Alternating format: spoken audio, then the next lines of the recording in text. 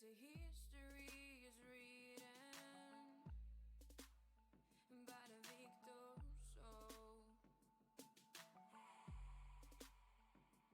I don't mind playing the villain. Got a pretty girl to the throne. Guess the memory's gone, and I can't even run. I gotta win this. Hello, everyone. How's everyone doing today? So, if you tried to watch last week, you probably would have seen that the stream did not go very well. We had a lot of technical difficulties. So what I ended up doing is just recording a couple interviews with people and just enjoyed the festival in general. That way I could report back better that way. So yeah, it was a great time. And Galveston's weather was fantastic. It was nice and kind of humid, dry, but at the same time somewhat cool. Like it was 10 degrees cooler than it is here, at least. So yeah, that was good.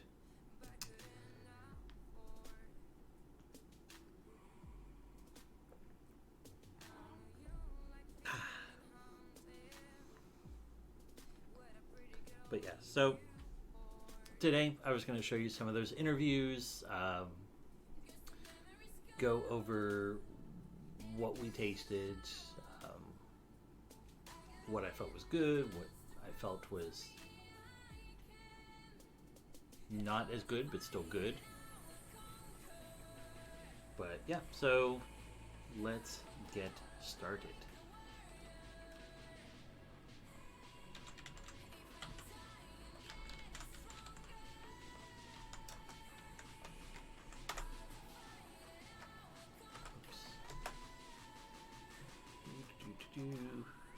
Just want to pull up the list here again.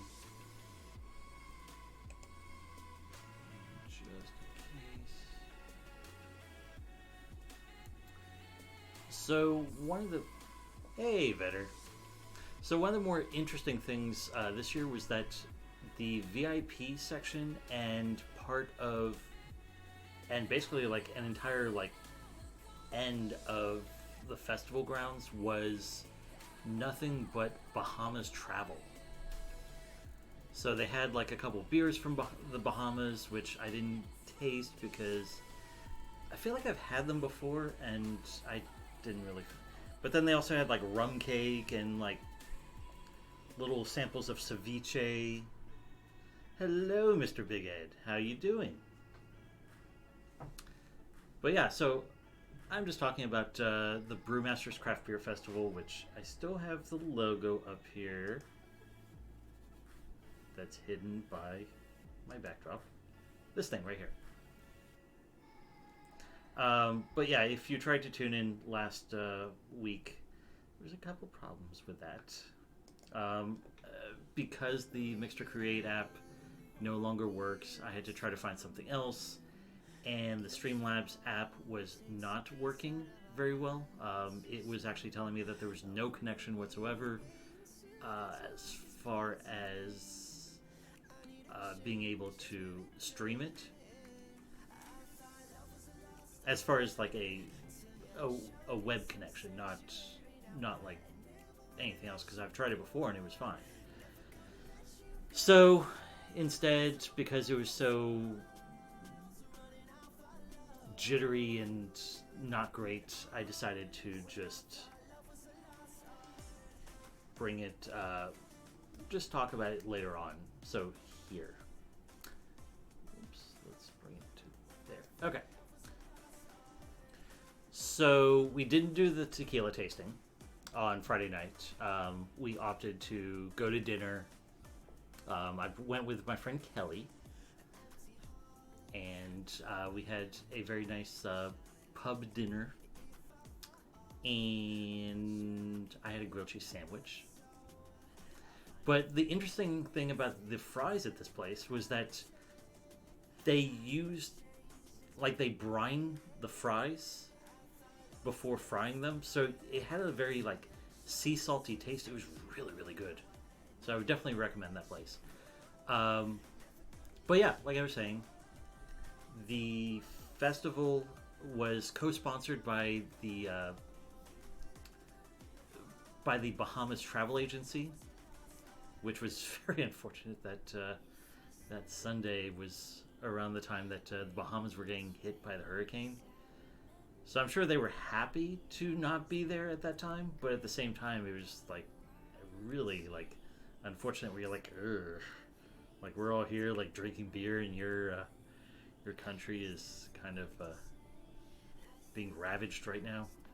It's not a good time. But Sunday we also didn't do the barbecue. We just stayed for the festival on Saturday. Exactly. Hooray, beer. But I did try the rum cake from the Bahamas, and it was quite good. Basically, they had a lot of people from the Bahamas there to talk about the Bahamas and give you like a couple of samples of their food and beer to try to encourage you to go. Which right now is not the time to go, unfortunately. Give it a little bit of time for them to kind of rebuild what was destroyed, and then I would definitely say, I mean, the Bahamas are beautiful, so I would definitely suggest going. So here, let me show y'all here. So there was a lot of breweries. We didn't do all of them. Some of them just because I've had their stuff before, like Austin East Ciders. I mean, they're from here, and so we did talk to the people for a little bit, and they were very nice. But everything they had was something. I mean, they had the watermelon cider. The yeah, my little co-host over here is playing with another cat on the other side, and by co-host I mean my cat is playing with another cat on the other end of the door.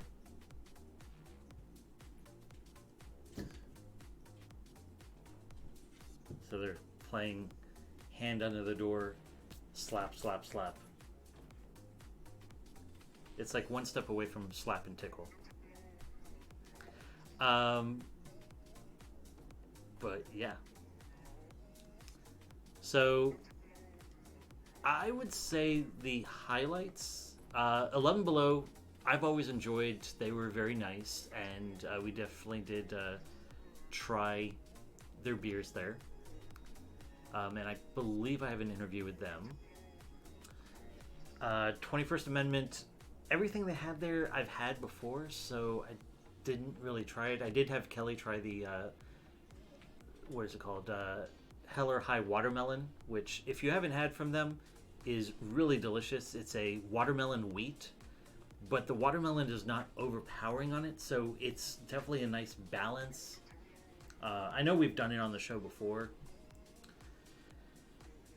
So, yeah, I mean, it was very good. Ace Cider, we talked to them out of California. They claim to be the first cider to have blood orange in their cider. So that was interesting. I've never tried it before. Just their regular, like, dry cider. And it was surprisingly pretty good. And for some reason I'm getting text messages in the other room. All Pound Beer Company, I did not try them, although I've had them before. Anchor, same thing. Back Pew, I do like talking to them. They have a really interesting setup where all of their beers are kind of, I don't want to say religious, but they kind of have like a Back Pew type connotation of like Holy Roly Red or like Nunning. These aren't any of the beers that they actually have, but what did we have from them?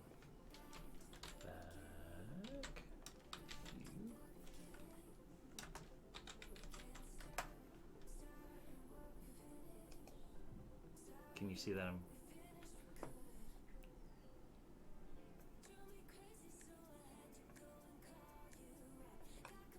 Where is your beer? I hate websites that don't have, or breweries that don't have their actual like stuff up in front. Like it makes you kind of search through the website for things. But yeah, like Black Habit, Schwarzbier, which we've had before. It's really good. What did they have this time?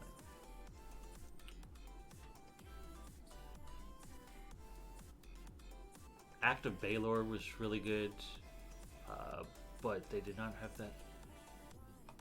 What did they have last time? Oh, they had Ninth Circle, Black IPA, and that was nice and dark, delicious. They had the Evil Doer, and then they also had the Blue Testament. That's the other one we had, which it's a very clean, crisp American Pils. Very easy drinking. So yeah, I really like their beers, just because they always have fun name like Ricesurrection, Evildoer, Garnet Piest, Sweet Salvation, and these are the saints of their beers. And then they have the sinners, the Apostle, Seder Swill, Ninth Circle, Act of Baylor, and 30 pieces.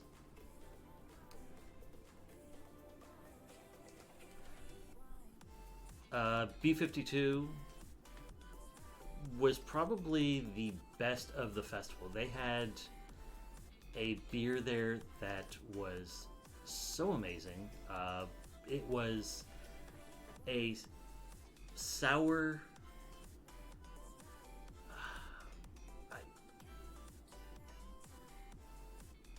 They even have a festival on September 21st. I'm actually tempted to go there just because it was so good. Wait, what is going on here? Check out our tap room for the most up-to-date tap menu and bottle shop list. Can you just give me the beers? Oh my gosh. What I was just talking about here.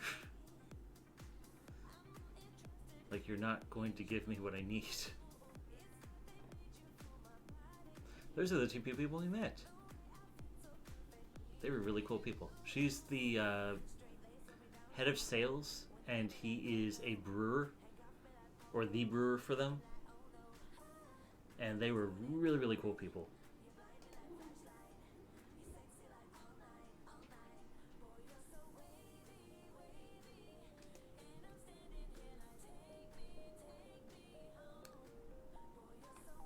So you're not going to tell... Okay, fine. Let's go to the taproom menu and see if they have it there. Okay, so this was one of them they had, which was... They have a series called Before the Internet, and basically they're all beers named after things that were kind of like meme things, like before the internet was a thing. So this one was called The Floor is Lava. It was a Imperial IPA, but it was very smooth. It was almost like drinking orange juice. It was just that juicy and smooth.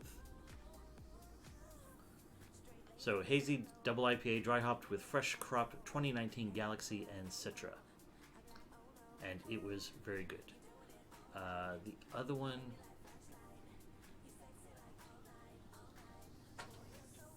See, here they have an alternate version. It's the Floor's Lava Blackberry and Strawberry Milkshake Edition.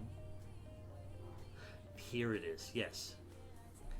It was the super fruited Imperial Sour Bière de Coupage, Blackberry, Lime, Curaba, Peach, and Pineapple. That is why I couldn't remember the name of it, because that is literally the name of the beer. And you have to say it all in one breath, which I failed. Okay, let me close the door here because the cat got out and decided to go play Slap and Tickle. Okay.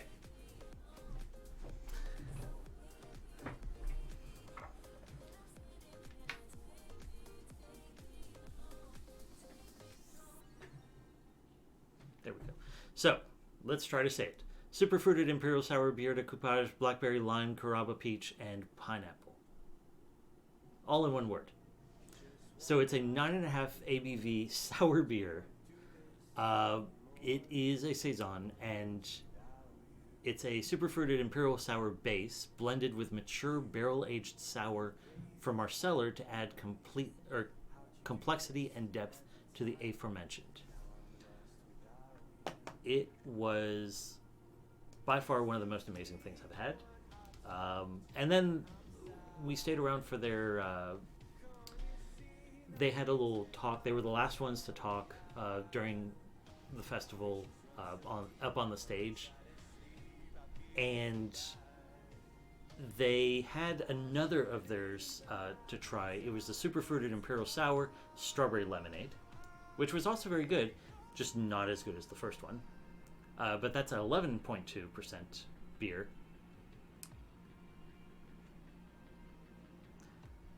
But I just really like them because they do a lot of experimental beers that don't disappoint. I mean, there's sometimes that people will do, I mean, except for this one. This sounds terrible only because I hate coconut. But there's a lot of times that people will do beers and they're like, yeah, let's test it out. It may not work out. And a lot of times it doesn't. For them, a lot of times they know what they're doing. And when they're testing something out, it goes really, really well. So let us go to, let me hide this for a second and pull it up.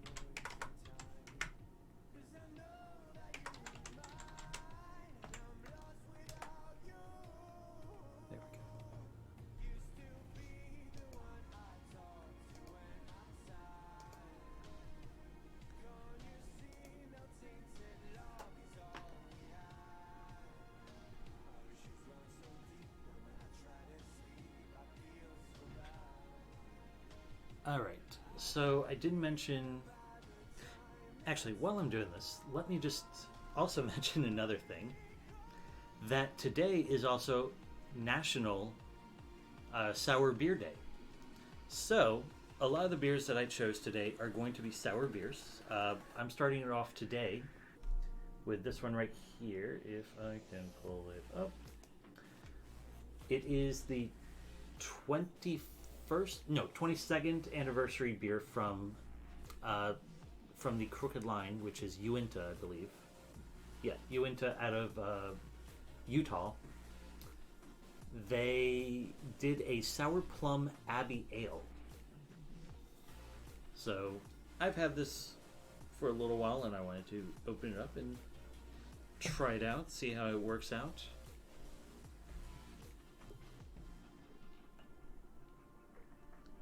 So before we listen to any interviews or anything. Okay, I'm not doing this the safe way.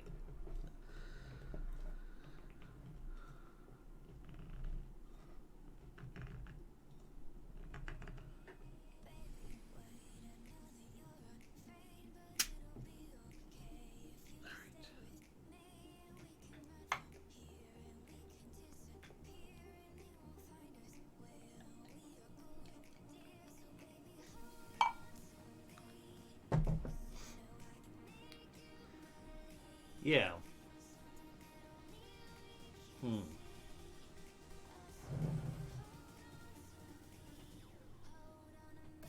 So let's see now. It's more malty than anything at this point. I don't know if maybe it's lost some of that flavor.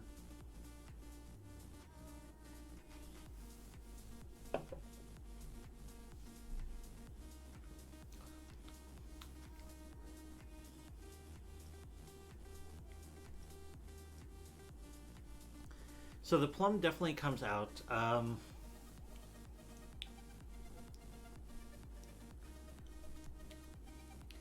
It's not that sour anymore. It's more just malty. It's kind of a malty mess at this point. But that's on me again. This is something I had been sitting on, and unfortunately it did not work out.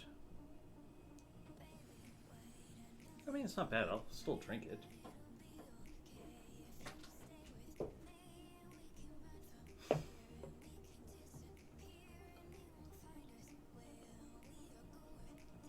Hi, little guy.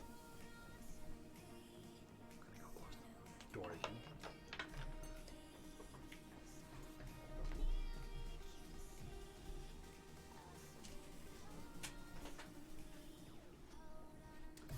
All right.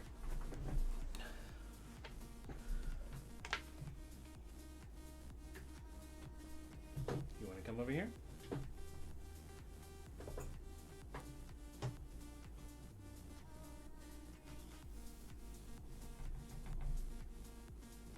Come on.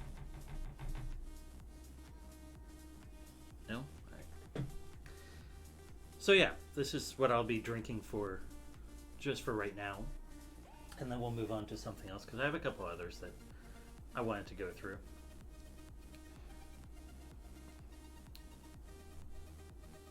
So let me hide this for now.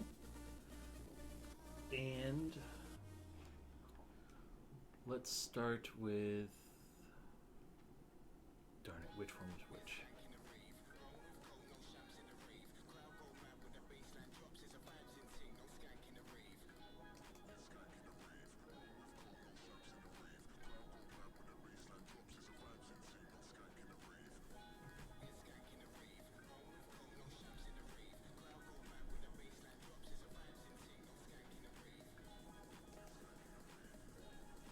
Is this going to...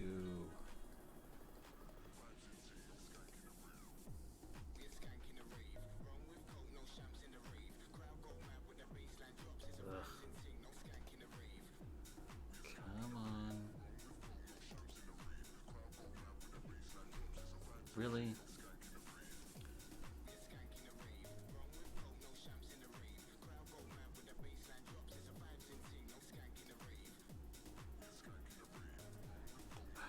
Okay.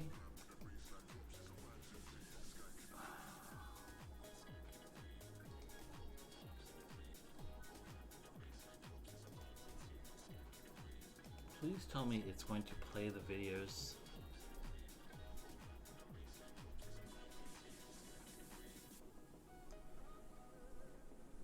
Because that would make me very frustrated if it won't.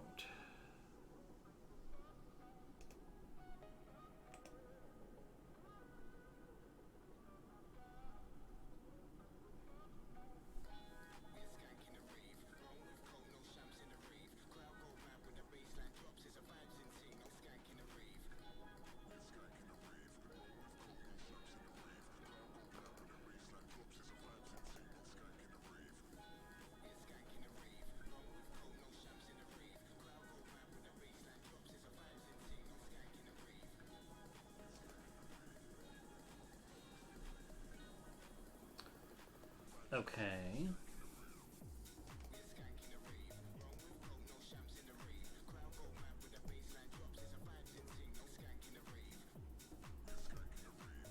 This was working earlier, and now...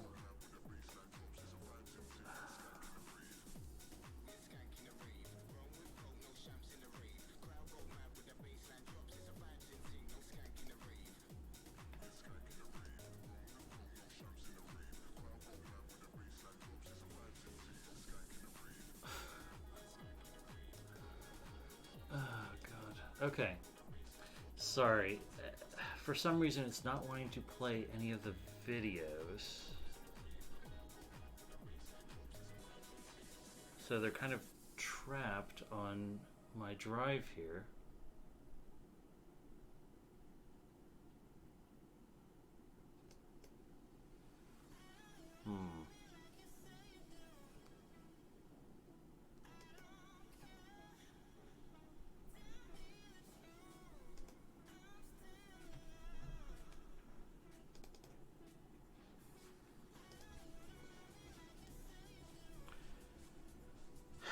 Okay. So yeah.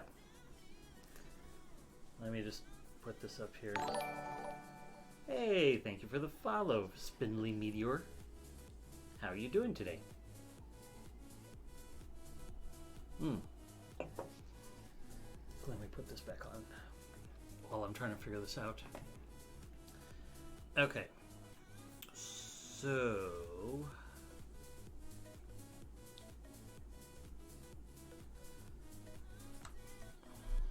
I know of a way to do this, but it would take some time.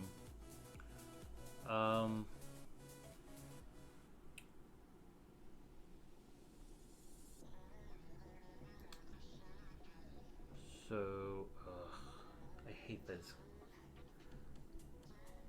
Yes, indeed. Welcome indeed.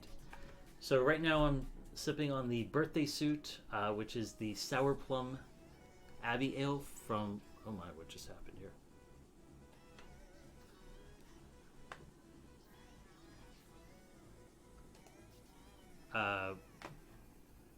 From Uinta Brewing. It was their 22nd anniversary.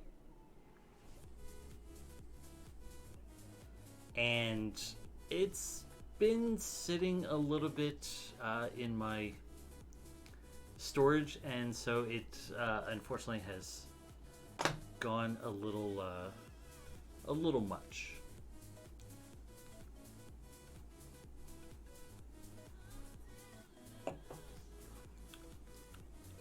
Actually, it's kind of doing what I needed it to do, so it's not bad.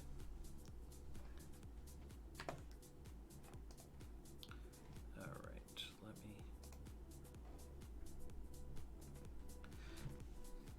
me. Okay.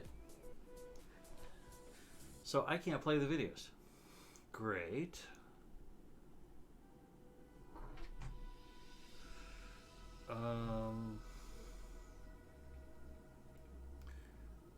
My drive is holding it hostage.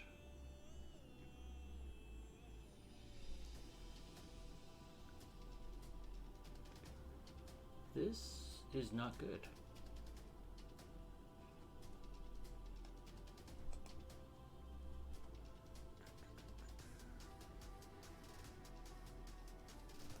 What if...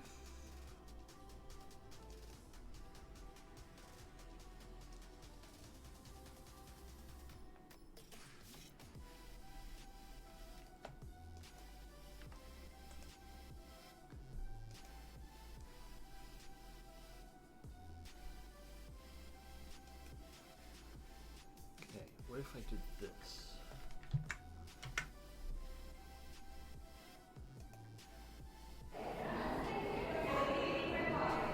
Okay. Okay. So apparently this is how we've got to do it. So I have to make a shareable... Oh, look who decided to join us.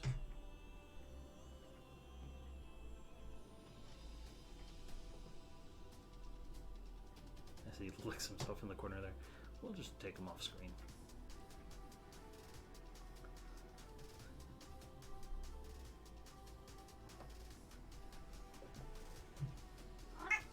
What? Oh, the high stickers. Okay.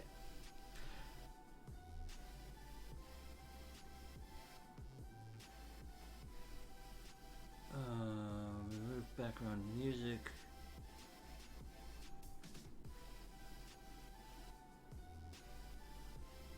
Well, I mean, you can do that in the YouTube settings, like in your channel manager. You can go into the video itself, and if there's any issues with it, you can just have YouTube delete it. Either make it quiet. I can't show you right now.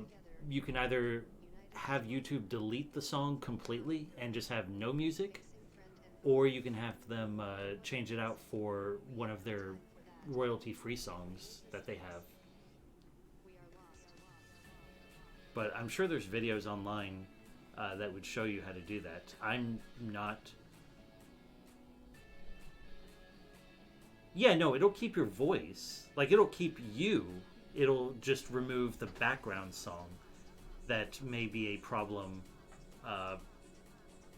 as far as what you may be blocked on YouTube for or whatever. I can't do that right now.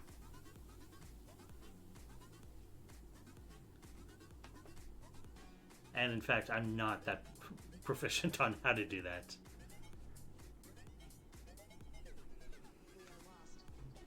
Nope, that's the bottle.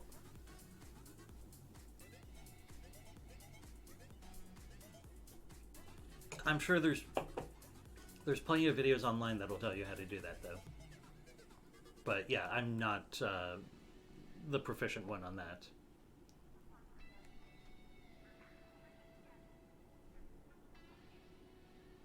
Okay, sorry. I would not be able to help you with that right now. Okay, so this was at the aquarium before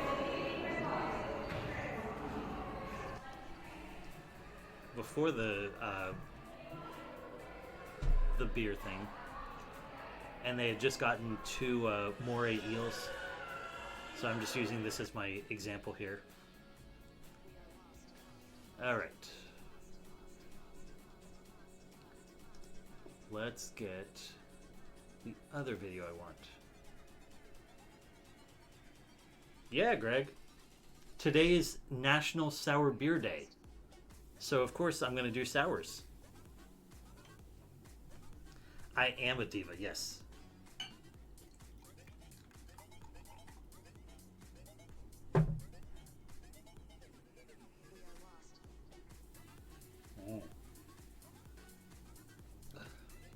Yeah, so right now I'm doing the birthday suit, which is a sour plum Abbey Ale, which was the 22nd anniversary of Uinta out of Utah.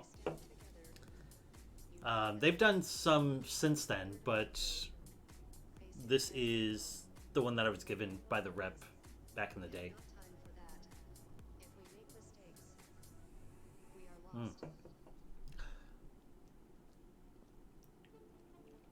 It's one of the options you have. It's the, I think it's called Channel Editor. Okay, so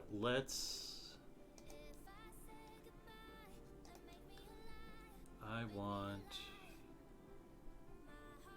which one? Okay, so that's them. I want this.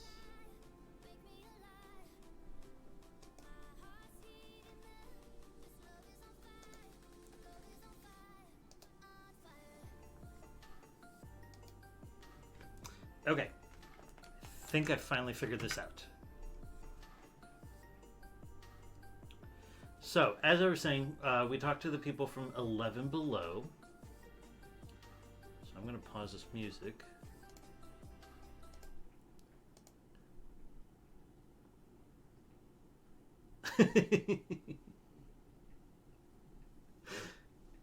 Personal regret and spite, the only sour things. I'm sure they are. I enjoy it. See, the sad thing is, Big Ed, you live in the land of sours. You and Greg both live in the land of delicious, delicious sours. And I wish I could have more from them.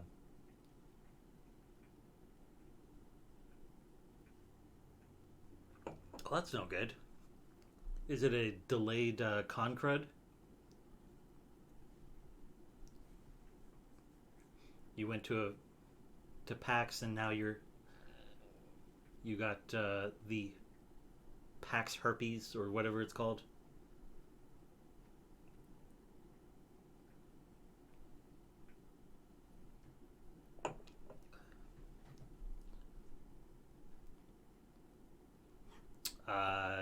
Yes, Spindley, I believe so. Yes, Pox West. You've got a ghost baby in you, Greg. Could be that too. Do you not bring a lot of hand sanitizer with you? Alright, I'm going to move on to the next one.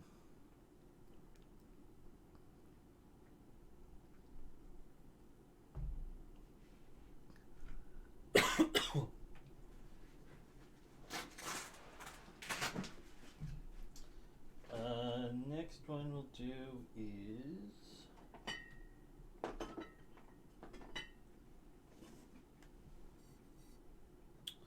Yeah, let's do this one. This will be good. Oh, yeah. I wish I could show you all the... So we have a hand sanitizer dispenser at work, but it's... I don't know who did it, but they put it on the ledge of the window, so it's facing out. It's not like on the wall or anything like that.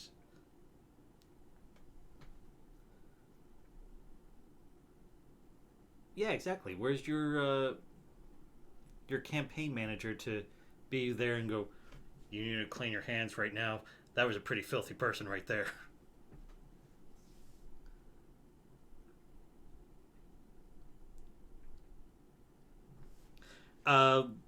What was I saying? Oh yeah, so we have this. So it's basically on its. Well, yeah. Let me use this. So instead of like this, as it should be on the wall, it's sitting on the ledge, and it's like this. So, but it doesn't always like shoot out. Like you can wave your hand and it'll recognize, and it goes, but it doesn't do anything. So it's always a Russian roulette, and we love it when people don't realize it and get too close to it, and they do get shot with the foaming hand sanitizer, and they're like, "The hell was that?" And it's like, "Oh, you're clean now. That's what it is." I love it. It's my favorite thing to do at work is wave your hand and see if it's going to shoot you. There we go. This is what I wanted. In fact, this is from Sun River, Oregon, the Mountain Jug.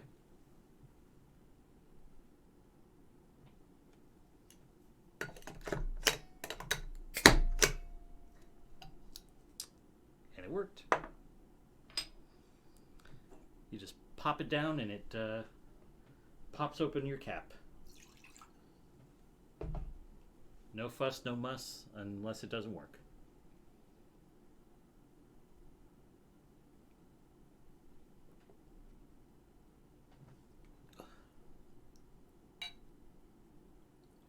All right. So this one is still staying in the sour beer area. It's the Freigeist Geisterzug. It's a spruced traditional Goza from Germany, obviously, from the name. Brewed and bottled by Brostel at Brauerei Gohler, Zell am Main, Germany. And it's a product of Germany. Can you believe it? So let me show you all. It might get... well, actually, it's just the name that gets chroma keyed out there. Because the whole label is green. It's just the Geisterzug that is the bright green. Everything else is like a dull green, or the picture of the... I don't know what that is on the front of it there.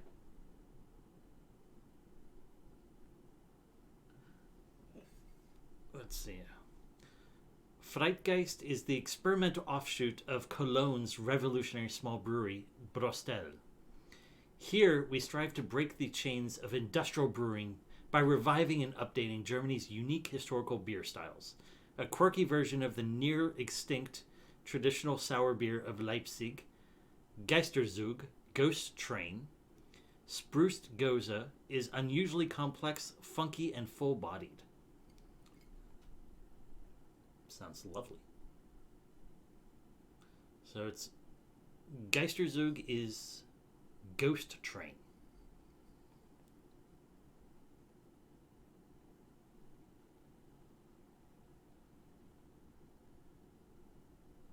Oh, and it's Freigeist Bierkultur, like what it says on the top of the label there. And it's a spooky ghost. Because that's how you have to say it every time. Spooky ghost. It's not a spooky ghost. It's a spooky ghost. I know very little German. I'm surprised I was able to get away with that label right there. Because that was literally the extent of my German.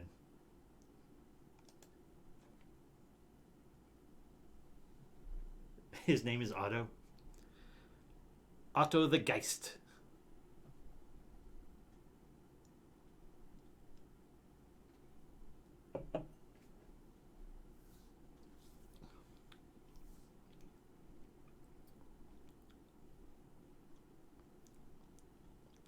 So,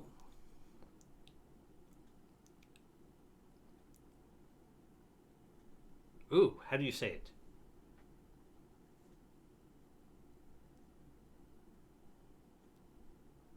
Far from pooping. I asked for it.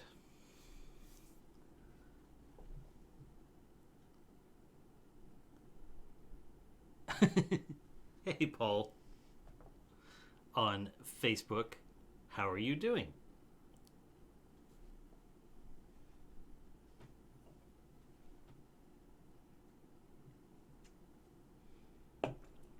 Far from pooping. All right. So, here is the interview we did with 11 Below. Let's hope that this goes well. And a 1 and a 2, and here we go. I'll do the 7-iron. I'll do the same. Yeah. Would you like? A 7-iron. Yeah. Thank you. So what we're both trying right here is the 7-iron from 11 Below. It was a Kolsch beer that had a 7-iron, like golfing 7-iron, and a little golf ball. It was made to be like something very light to drink on the golf course that won't get you messed up. Thank you. Just let me know if you all can't hear the video.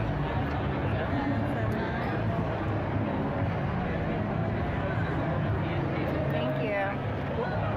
So, sorry. Yeah, what's up? So how long have you all been around? 4.5 years. Okay. Yeah. April, we celebrated our 4th anniversary. Nice. Awesome. Yeah. Do you all specialize in anything in particular? Is there something you prefer to brew versus the others? You know, we actually made some, well, I like to think of them as really good stouts, but yeah, we have a Native Space, which is our chocolate milk stout. We age with Monte chilies, cinnamon, and cacao nibs.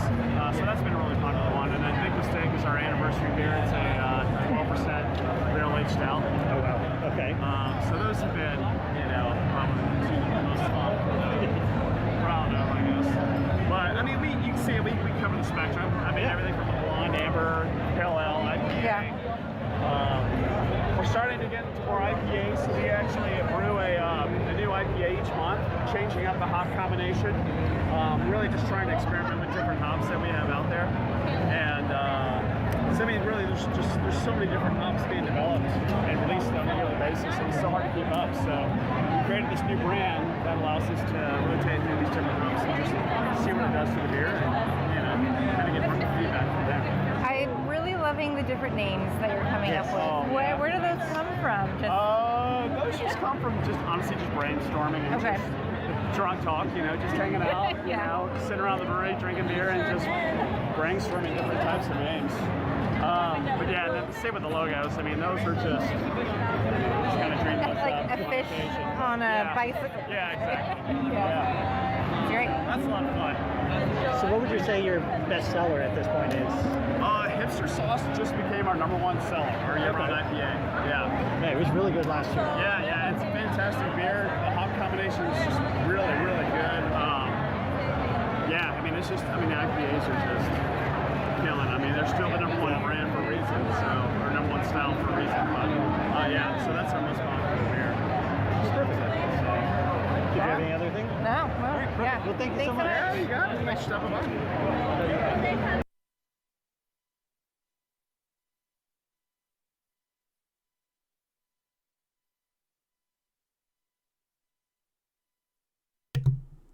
There, I'm back. So yeah, that was 11 Below. Last year, their big news that we kept getting was that they were going to be premiering their new beer called Hipster Sauce, which I showed you on the end there. It was that little catfish with the monocle and the top hat, riding a blanking on the name. It's the uneven bicycle there. Damn it, what is it called?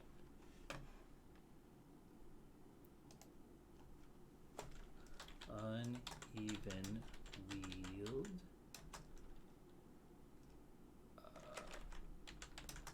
Bicycle. I know it has a name. It is called, no.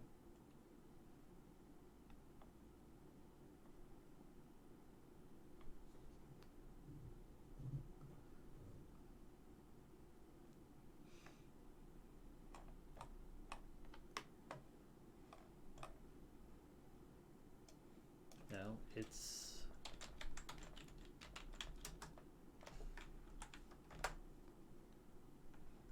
Oh, it is a penny farthing. Okay. In my mind, I was like, penny farthing seems to be like the word that's coming up. But yeah, it's a penny farthing.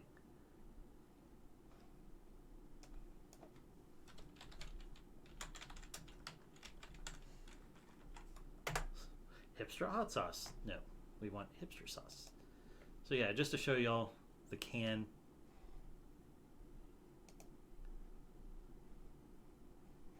Okay, you can show the whole thing.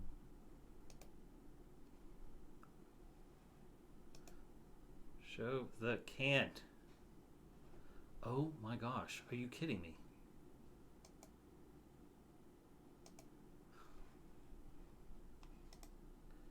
I mean, you see it.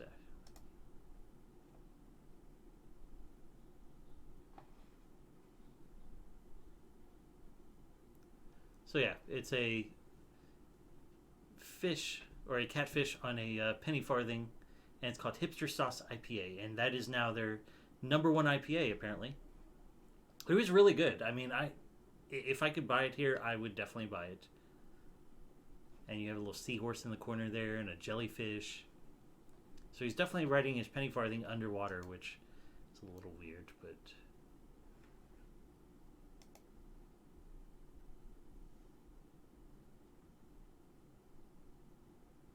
and apparently they do special versions of it, like Hipster Stash, which is a double dry hopped IPA for the win, LOL.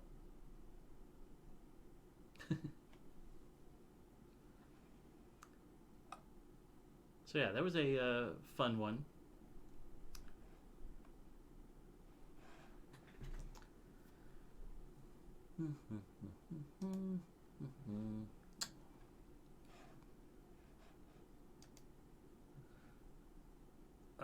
Let me see here. Let me try to get to the other ones.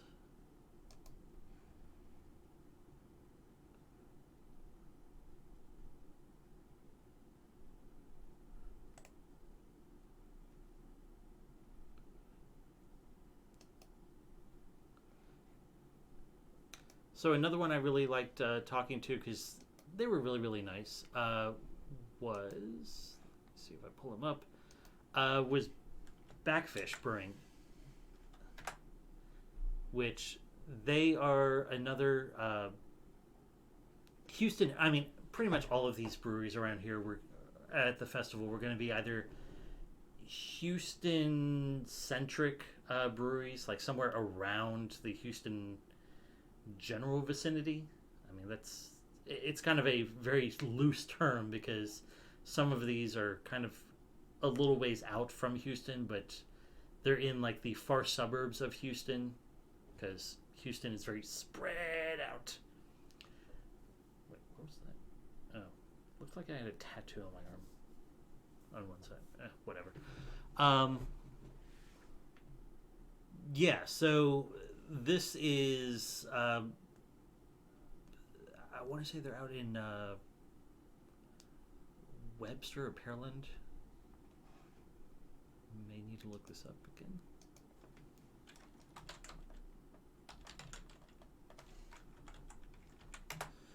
They are out of they're out of Pearland, which is just south of Houston. And they were very, very... this guy was really nice to talk to.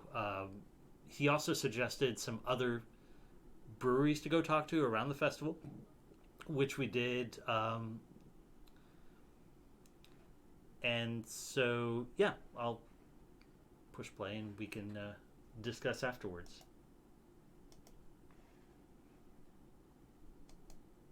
All match beers. We've got Power Clashing, which is our hoppy lager.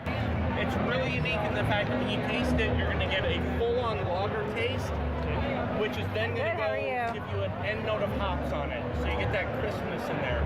And we've also got our Guava Blonde, which has this great guava note to it, but it's not a sweet or a sticky kind of syrupy flavor. It's really smooth, and they're both amazing summer beers.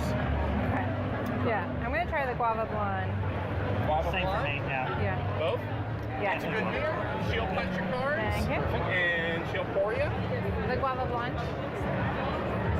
So I know I talked to you last year. Yep. And what's new for y'all? We've expanded our tap wall. We've now got 12 taps that are flowing. Before we were limited to 7 taps. So now we've got more space on our tap wall. We're doing a lot more small batch brewers. Every Thursday we're releasing a small batch. Okay. Our investors and people that have like either bought keg sponsors or have bought the cups, they get to do their own custom beer. Oh, nice. They work with our brewmaster to make these so beers. cool. And so those come out every Thursday. So there's a huge variety of everything from lagers to triples to big full body stouts. If you follow us on the Insta Facegram, Right. we've got everything. We notify what our upcoming Thursday releases are every week. We put out what food trucks are going to be there. We're just That's awesome. constantly trying to grow and do more. I have really bad like FOMO, and I feel like I would be like I have to be there, like collect all of them and be there every Thursday. So you really should, because every Thursday it's a totally unique beer, which is 100% someone's new flavor. Cool. Thank you. So where in Houston are you all from? We're in Pearland, which is just south of Houston. We're on the Friendswood border on 518. Okay. So if you go and drive on 518 and look for the big Pearland sign, we're right there next to Okay. it. Because we're from Austin, so Okay. always looking for when making a trip to Houston, places to stop by and say hello. It's a great place because we've got everything from really light blondes. The highest of 5 base of the guava is a year-round beer right now. It's a really great light beer, but we've got all the way up to a stout and just everything, just a whole variety of what you enjoy. Yeah. Oh, I like this too, yeah. Oh, yeah, it's amazing. And you can taste like the base beer on the guava. You still get the base notes of it. The guava doesn't overpower the blonde. It complements it. And the power clashing, it's the same thing. When you taste that power clashing, you're going to get a lot of the lager initially. It tastes like a straight up lager. then all of a sudden you get that hoppiness on the end that just gives you that little note that makes you go, oh, hey, I haven't had that before, and you want another sip of it. Perfect. Thank you so much. Thank Sure you. thing. Enjoy. Come by.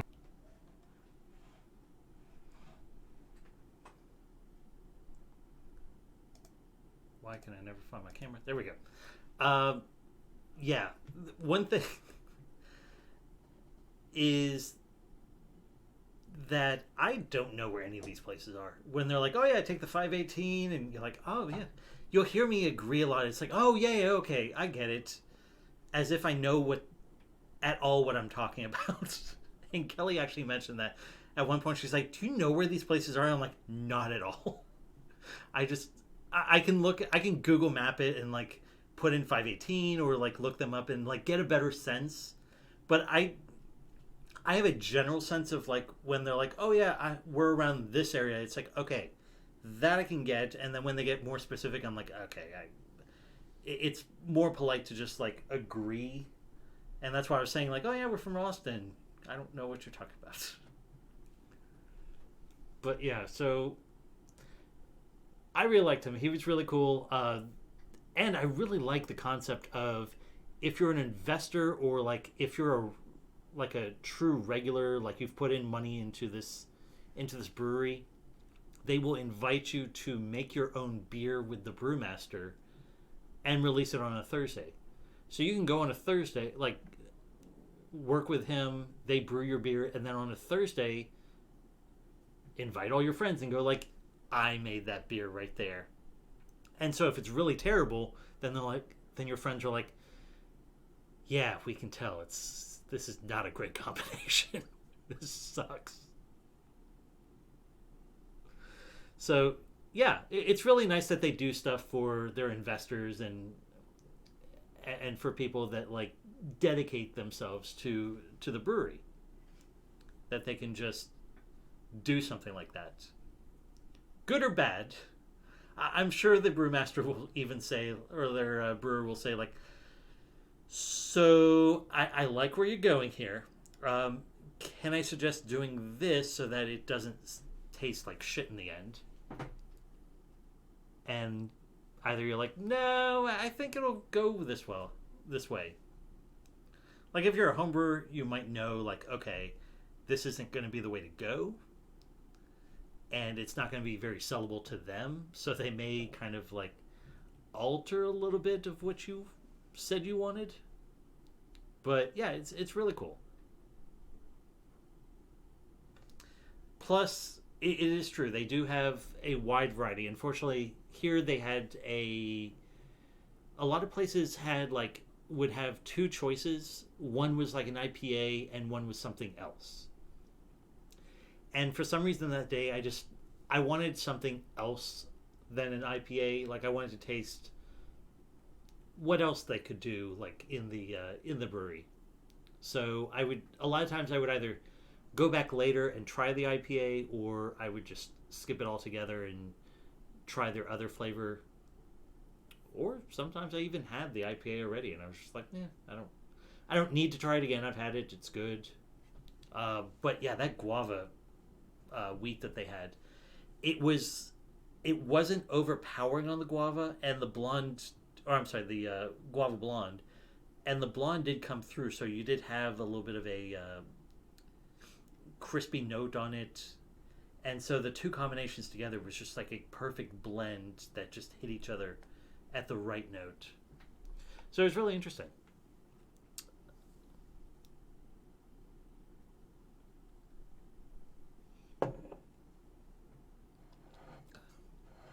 Still on the German one. Though, unfortunately, you're not really getting much of the goes on it. It has, like, malted a lot, too. A lot of the beers I've done recently, I will admit, are kind of a lesson in cellaring. Some of them work, some of them don't. But in this case, I mean, I didn't buy this that long ago, but it was on clearance when my local bottle shop was closing. And so I did get it 75% off. So I was like, you know what? I kind of want to try it. So, I mean, good or bad, I mean, I didn't really pay that much for it. I would definitely go back and try it again as well. Because it's not bad. I mean, even in its state right now, you still do get some of the spruce that kind of comes up in the back of your throat, which I always enjoy. I mean, I will drink spruce anything.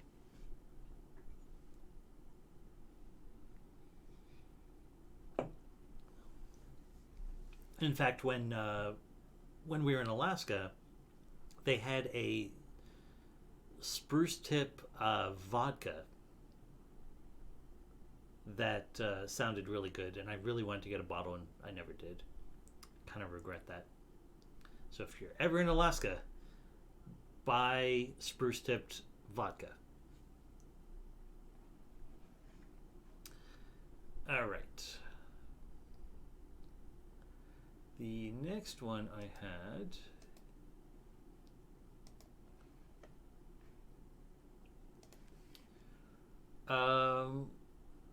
let's do this one.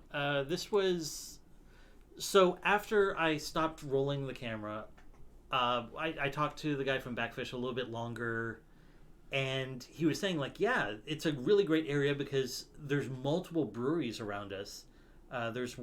In fact, there's two others around, like out on the floor here. One is called Saloon Door, which I did eventually try, but it was much later in the evening or in the day, and so I didn't really have a chance to be able to talk to the guy at that place. And they had run out of the Scotch beer I really wanted to try, so I was a little sad about that. But the other people we got to talk to was called Valinson's, and they are a nano brewery meaning that they don't release anything right now. They're on a very small, I believe we will probably hit this, but I think they're on a 7-barrel system, which means very small production, where the only place you can get their stuff is literally at the brewery itself. You can't even get it in bars around the area yet. They were saying that they just expanded a little bit to a 10-barrel system, I believe, which means that they can do a few like special releases and put them out into local tap rooms or whatever, so that other people can try it that aren't going to go to the brewery. So they're called Valinson's. The guy's name is Valen. His last name is Valen, and he brews this with his sons, so it's Valen's Sons. But their name is all one word, Valinson's. And I believe we talked to the wife to start off, but yeah, you'll see. All match beers. Nope, We've got this power is flashing. Let's try again.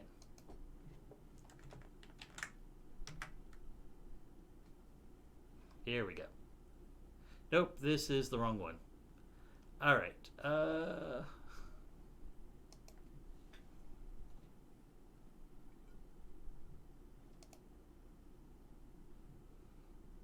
There he is. Okay.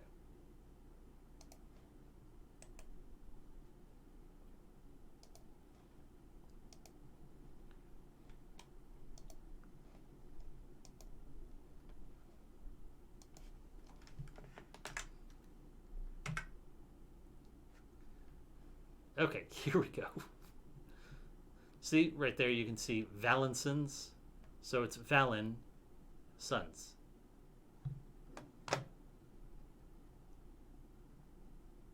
I don't know why I had to over-explain that, but here we go.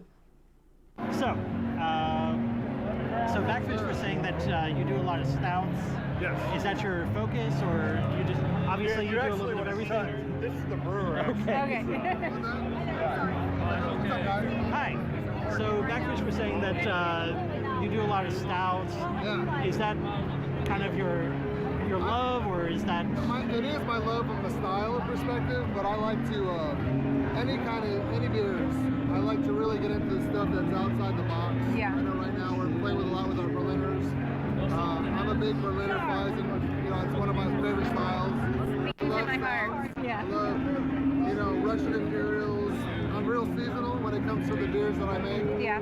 So in the summertime, I try to lean towards the lighter side and do some off-nominal stuff that people aren't doing. And then Yeah. when it comes time for this winter time, then I start bringing out the maltier beers, barrel-aged stuff, really cool stuff. Yeah. So I'm having a lot of fun with it. So over at Backfish, he was saying that you have like a 5-barrel system. You're only like 3-barrel. 3-barrel. Oh, okay. Yeah, we're burning up a lot of beers right now. So Yeah. we're about to go to a 7-barrel. Okay. So yeah, we did. We started out with the 3-barrel, but we're in the process of doing our expansion right now. Yeah. So with the expansion coming online, it's gonna be really exciting. So then we're gonna bring that in. We're gonna bring it about. It's gonna be about a 3,500 square foot tap room. Our production facility will go from 500 to 3,000 square feet. Oh, wow. And then a 7-barrel brew house. And we'll start stacking barrels and start doing some really cool stuff. So That's awesome. really exciting. We'll have to. So we're in Austin, so we'll have to definitely Hell yeah. come check it out. Yeah. Cool. Definitely. Could I try your oatmeal stout as well? I'm curious about this. Yeah, we both started with the Oh, this is really Berliner oh, Weiss. so good. That was really good. Yeah. Did you get the pink cherry? I got the lemongrass pale. And, That's right.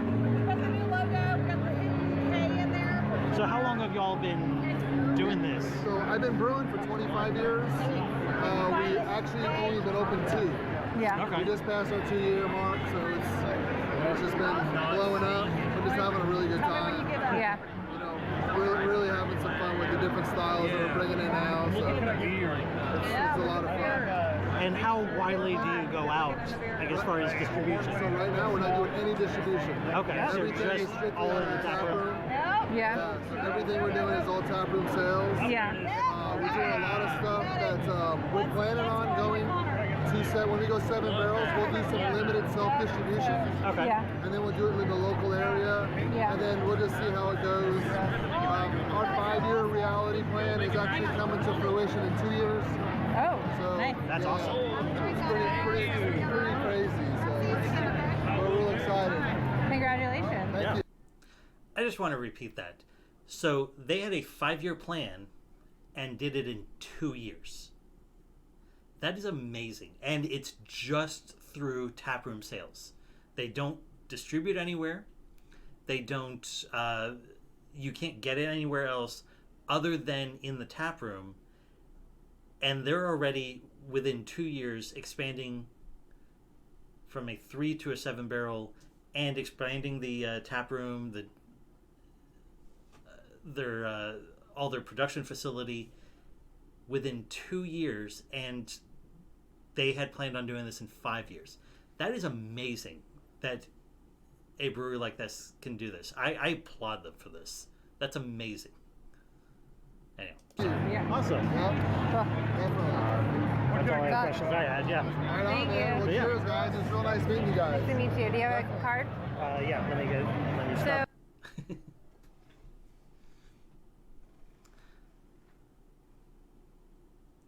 Where is my camera? There we go. So yeah, this is why I was so happy to talk to them, because this is the dream of like opening up a brewery. You're like, I'm going to start small. That's fine. Let's try for 5 years. Like, this is what we're going to do. And then within 2 years of what you're doing, you're able to expand and be able to do like special stuff out in around the local area. But mainly all your sales comes from just people coming to you. That's almost unheard of right now. Because pretty much everywhere else you look, like you'll find it at like, the local pub or whatever. But even then, like, you're not going to expand that much. but to basically triple your production in 2 years and defeat your plan by a significant amount. I love this. So yeah, I really want to go see them. Like I said, it's in that area of like you can do all three of them, and they're like all within like a couple miles of each other. I'm happy. I don't know. Like I love this story. I forgot how much I love this story. Okay. Anyhow, so the last one we had was, damn it, what was the? It was called Running. Where are they?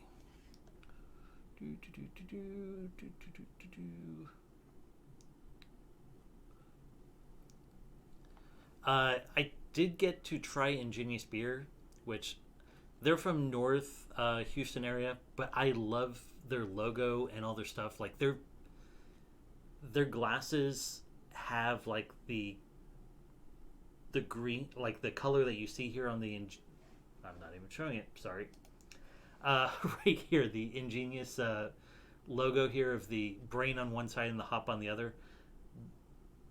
It's like a foil on their glass, and when Infinity War came out in theaters, they came out with limited edition glasses that had like the Power Glove and also the Ingenious. I thought it was amazing to see that. And everyone wanted those glasses too because they looked really good. Okay, so they're called Running Walker. Yeah. Are we 21? Yes, we are. So they actually had all of these out here. I'm not sure if I actually showed this or not on the video, but they do 5 beers in cans. They have an IPA, a Kolsch, the Texas Secession beer, which is a session IPA. I actually thought this was like a Pilsner because I didn't realize, because he was talking about a Pilsner and I assumed that that's what this was because it was so light. And then the Pilsner, and then they have a stout as well. So what we were talking about when this starts is where the name Running Walker comes from, and apparently it's a breed of dog from Australia, I believe. So yeah, I'll play this and try to shut up. To mostly use them for hunting. They're hunting dogs. They do hunt bobcats. Yeah. But we use them to find like lost elders. On lost children. Aww. Recently, last year, Drinking that unicorn beer all damn day. he trained a pack of these dogs and sent them to South Africa to hunt rhino poachers. Oh my gosh. So the dogs would take out the poachers before the poachers came. That's Rhinos in amazing. danger, and they called, and they were like, Yeah. "We need your help." Like the animal sanctuary people called, and it was like, Better than that unicorn "We beer." heard about this dog." And it's like, wow, okay, let's see what we can do. You know? Yeah. That is really cool. There you go. Richmond, Texas. Right in between Sugarland and Canyon. This is 59. like I could just sit down on the porch and just drink this beer all day long. This is great. We got 16 on the wall. Oh, there you go. So what's y'all's distribution like? Is it just the Houston area So or? right now we're in the Houston area, and then we're also in the College Station area. Okay. So we can drive a couple hours and do that. So we're from Austin. I do a show that's called What's the Hops? Everything we brought today is kind of light, tight, and bright. It's more tailgates now. It's that time of year, you know. Killing it. I would love that, yeah. Don't know Got stuff on when. the wall. Yeah. It's a lot of competition, so I get it. Super competition in Austin. Yeah. it's like we kind of do well in our local market. It's like This air conditioning it's like us here. Yeah. Up there, it's a whole different group. That's why I love coming here, is like to see the things that we can't get, taste all the good stuff. There's a random, we have random taps throughout all the way from Dallas all the way down to I think it's coming up in September. Yeah, it's The Texas Preppers. Yeah. We've done it previously. Oh, you have? We Okay. didn't get in this year for some reason. Oh, okay. Coach. Are you going to do it this year? Or? So they didn't get in. Just do it unofficially. Just What you need? Right, just show up. stand around like, hi, I've got a can. You want to try? Great idea. Yeah. Sign Meet me outside the unofficial. fence.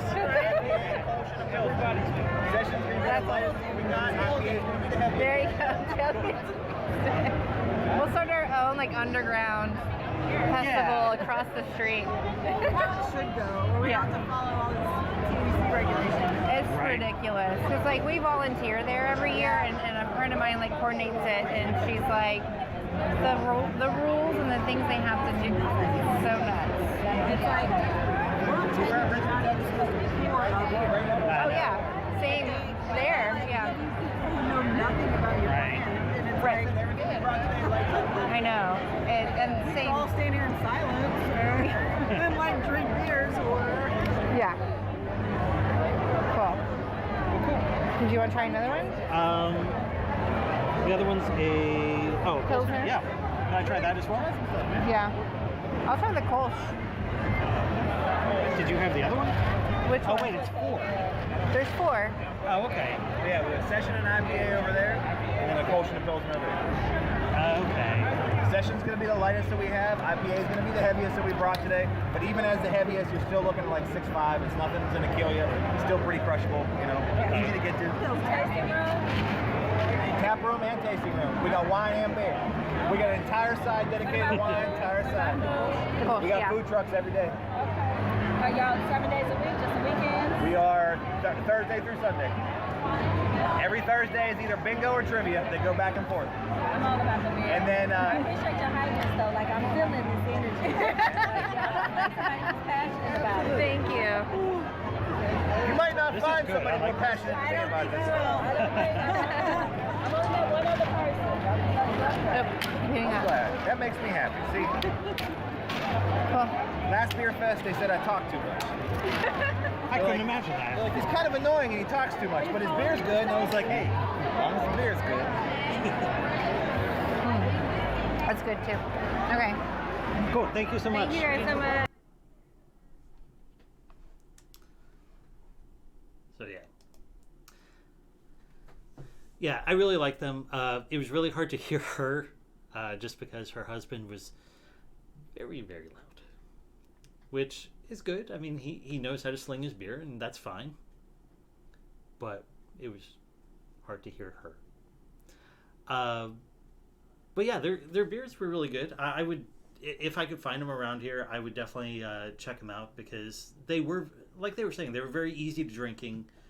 Even the IPA, well, I didn't have the IPA, but I had the Session IPA, was very light and easy to drink. So yeah, I enjoyed them. And I'm also completely wrong. It was not Australia. It was South Africa that I heard the story of.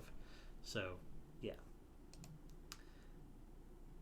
And I think that's everything. Let me double check here.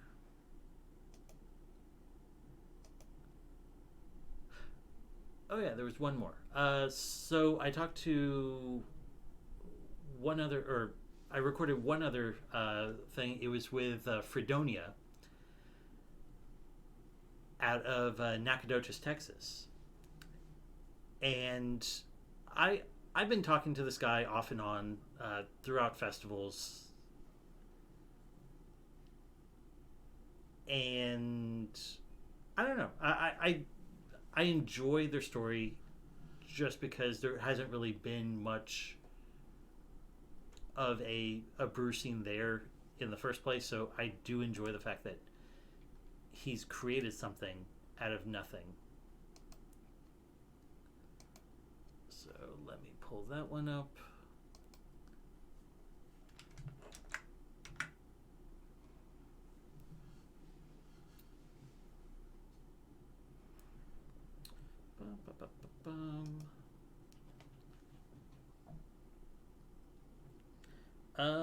And while I'm doing this, I might move on to the next one, actually. I'm going to move on to one of them that's near and dear to me, and I think we've done this on stream too. It's the Berliner Weiss from Independence. It's the Redbud Cucumber, which is one of my favorite local beers that they do. And if I could get it year-round, I would absolutely do that, because they are fantastic. Before the pickle beer came out, which we did on stream the last time, so 2 weeks ago, this was the closest you were going to get to a pickle beer that I knew of.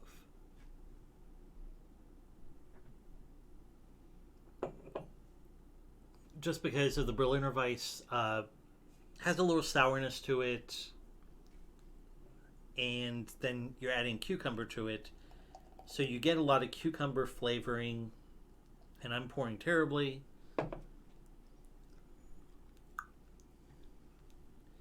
But yeah, it just comes out very smooth, and too big of a head there.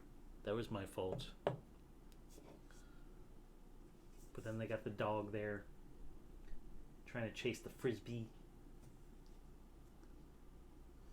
But the frisbee's like green, so it always made me think that it's like a cucumber. So it's like the dog is jumping up and trying to catch a cucumber. And the label's all green, so that's why it's halfway chroma keyed out there. But that's how you also know that it's the cucumber version, or the Spanish version that I'm showing you, because one side says cucumber, the other one that I keep showing you is the pepino version, or cucumber in Spanish.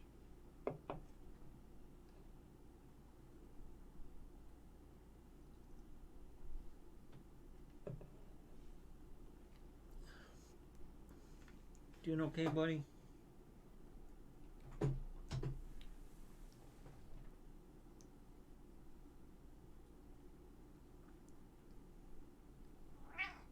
Yeah. All right.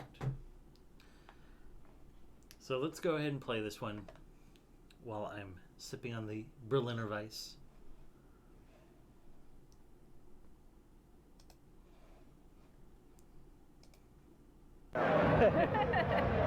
So, how long have y'all been around at this point? So March the 4th is going to be 3 years. Oh, so wow. Okay. over 2.5 years that we've been open. Okay. And sorry, I'm blanking right now. What's changed in the past year so far? So right now, what has changed is basically our distribution. So Okay. we're definitely getting into more markets. You know, when we first opened up, it was just me and a box truck, my partner brewing beer, and us just going to the wheels fall off. Well, that only lasted so long because as our brand was building, so was the demand. So getting on with 2 distributors, Fulton Craft, they're based out of DFW, Dallas Fort Worth. Okay. They're independent distributor. What independent means is we're not Anheuser-Busch, Miller. So all their brands are independent brands, so there's no domestic. And then we also got on with Faust, which is a Coors Miller distributor. Okay. And so they pretty much take care of everything Houston area all the way to Galveston. Fulton takes care of DFW, also Austin, San Antonio, West Texas, and East Texas. So what has changed is just the tremendous support and us really getting out in all these different markets that we're in right now. So, And are you still just in Texas, or are you? yes, right now Okay. we're just in Texas, just distributing in Texas. Eventually, we want to go to our neighbors to the east, which is Right. Louisiana. It makes really good sense, for us because we're so close. Yeah. But those those Louisianans, they got some weird stuff, you know. So we want to hold off right now. Sure. But yeah, for right now we're definitely just concentrating in Texas. Okay. What was my other question? Is that so I haven't seen any of these out in the market yet. Are these things that you're about to come out with, or? Yeah, so basically, you know, we got our professional Texan. It's our Kolsch style. It's a 4.4% ABV. That is our tried true. I mean, that is our number one beer that we sell. So we always like to bring that to introduce craft beer to people. Because most times when you go to these festivals, yes, you have a bunch of diehard craft people like yourself, right, but there's a lot of people that's really not familiar with beer. And you don't want to start them off with a double IPA and just totally ruin the experience of craft beer. So that was definitely our number one beer. But then we just rolled out our Hefeweizen and also our Oktoberfest. So that's why you'll see the tasting first in this area. So hopefully that we get people to kind of try our beers, try it here first, then it's going to be in the market. So and that's why we got these two beers here that we're rolling out now. So. And I've got the bars in it. I'm liking it. It's very biscuity. Yeah, very biscuity. Very classic. Yeah, very classic. Very malty. You get that malt core to it.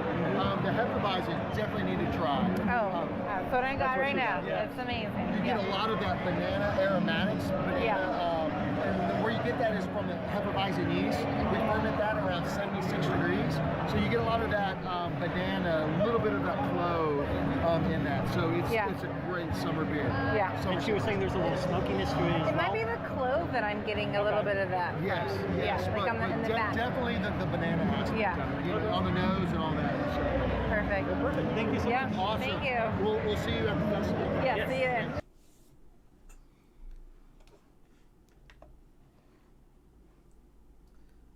Yeah, I think he's been at Texas Brewer Festival as well, so hopefully I will see him later this month, actually. But yeah, they're really fun. I've seen their stuff out in the marketplace for a little while now, and I've been buying their stuff off and on whenever I see it. So they are making a bigger presence in Texas, which is fun. Especially since they started, in the middle. I don't know why. I don't want to say the middle of nowhere, but the fact that they're from like Far East Texas, which you wouldn't really expect them to distribute all the way out here, and he's been able to push it out to this area, to the Dallas, Fort Worth, Austin, San Antonio area, and also cover like a good portion of the state in a 2.5 year period. That's pretty good too.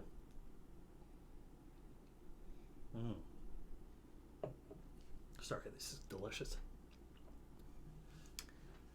So yeah, so that was the interviews I had. I haven't checked the footage from what I had before from that was all jumpy, but from what I remember looking at it, it was not very good. Like it kept like even the video itself like kept stalling. I kept being worried, like, oh yeah, it's just us, like it's. And I went back and I was like, no, this is terrible. So that was unfortunate, but it gave me a reason to just enjoy the festival and be able to go to places that I might not have gone like the year before because I was just looking to do interviews and taste their beer and talk to them then. Our friends from last year from Shiner were not there, so we didn't get to talk to them again, which was unfortunate. And they didn't have anything new this time around either.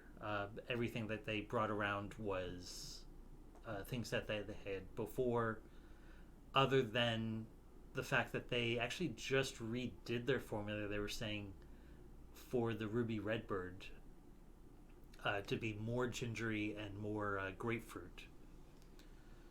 So that was interesting, but at the same time, I'm not a huge fan of that beer, so not going to go out of my way to taste it again.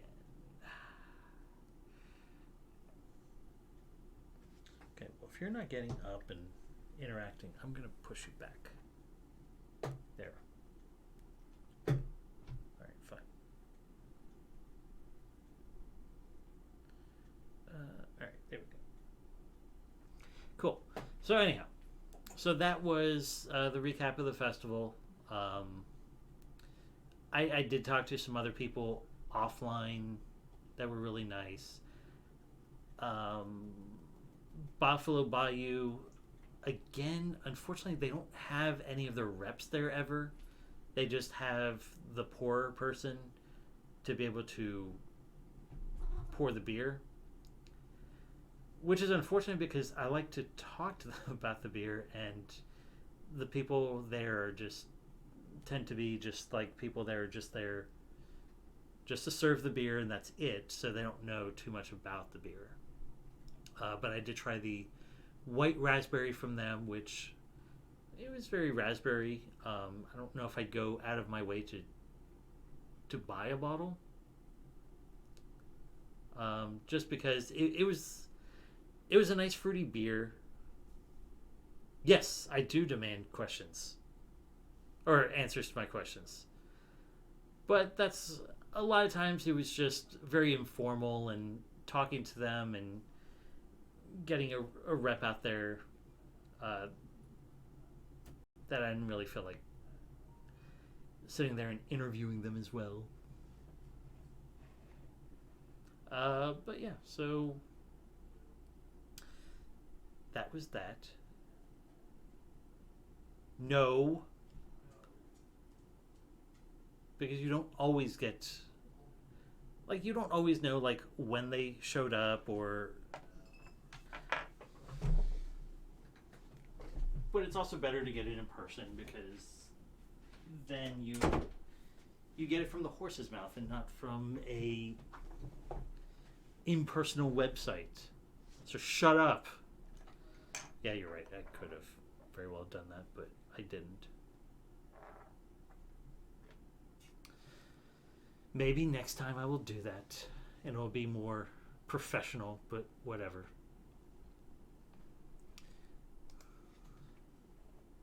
I mean, do you really want me to be professional? No. You want me to hem and haw through interviews? No, you don't. Don't shut up.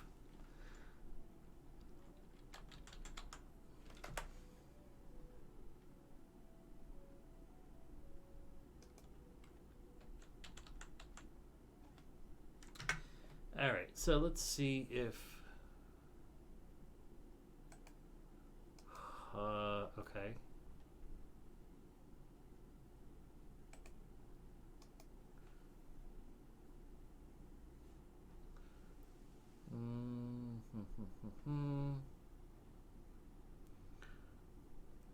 Gillette Stadium 2019 concessions, prices. Here's what beer and food cost at Patriots games.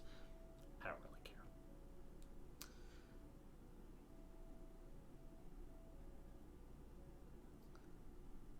Apparently yesterday was National Beer Lovers Day.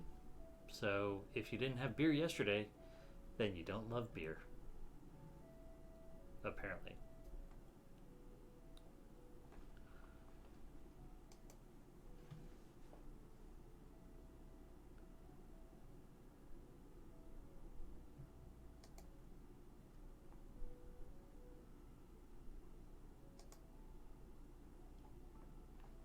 Oh my god, I hate...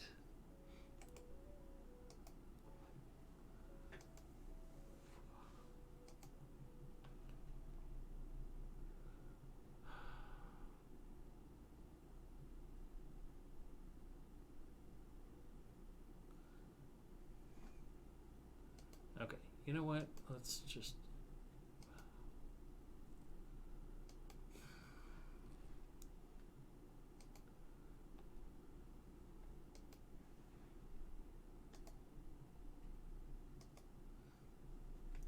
Okay, here we go. So, okay. So, man charged $68,000 for most expensive beer in history at British hotel.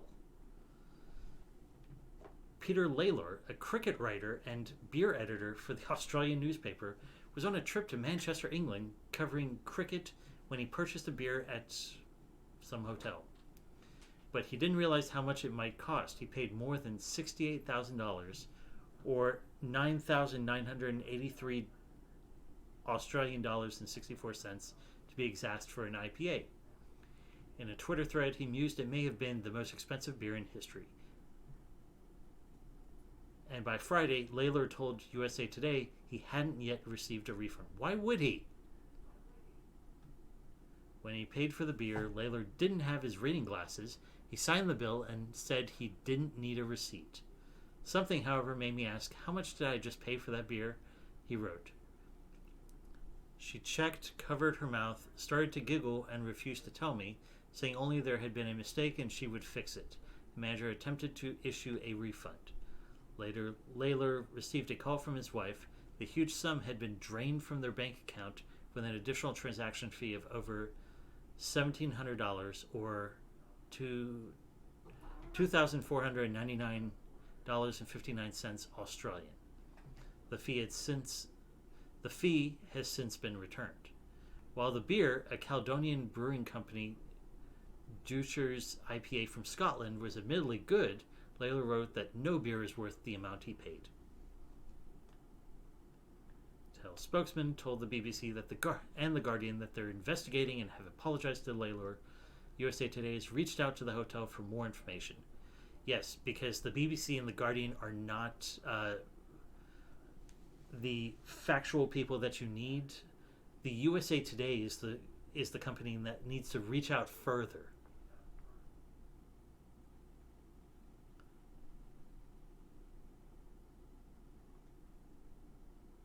The money is still missing. The bank says it will take 10 working days to get back. It wasn't an intentional mistake. The barmaid made a mistake with the machine. Management at the hotel took the issue seriously. He said they have been apologetic and have gone out of their way to help him, offering to compensate for any additional losses. I am staying nearby, but at the point in time, I reckon I probably own one floor of the hotel. Yes. So, yeah. It's just a very... Did you really have to go in and out like an ass? Okay, we're doing it this way now.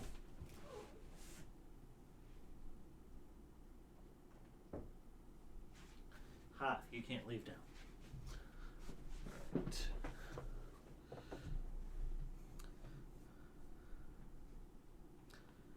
I mean, that's why social media is great, because you can embarrass people to the point of making sure that they give you your money back.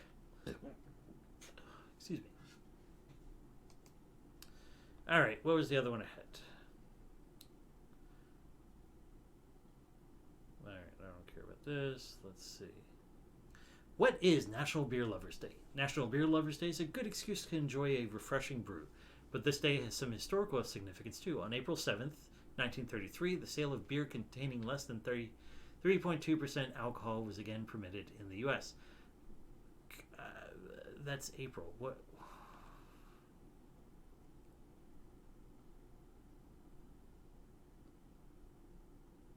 Okay, for many of us, the second we clock out of work, and there's no better excuse than on National Beer Day, celebrated on September 7th, bars, restaurants, and pubs across the U.S. are offering discounted beer for you to enjoy, sensibly, of course. And because drinks and snacks go so well together, many are offering deals on food, too. Okay, so what does that have to do with April 7th, though? One of the easiest ways to find local deals is by searching Twitter or Instagram for National Beer Lovers Day. So Steam Theory Brewing got you $2 off fried pickles, nachos, fruit plates, queso, and salsa. And $5 beers all day.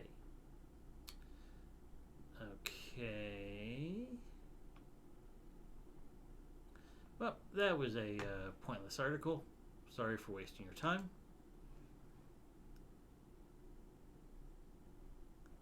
homebrewers teach about tasting beer. We asked 20 beer pros, what are the best trends in beer right now? Sure. Let's look at that one.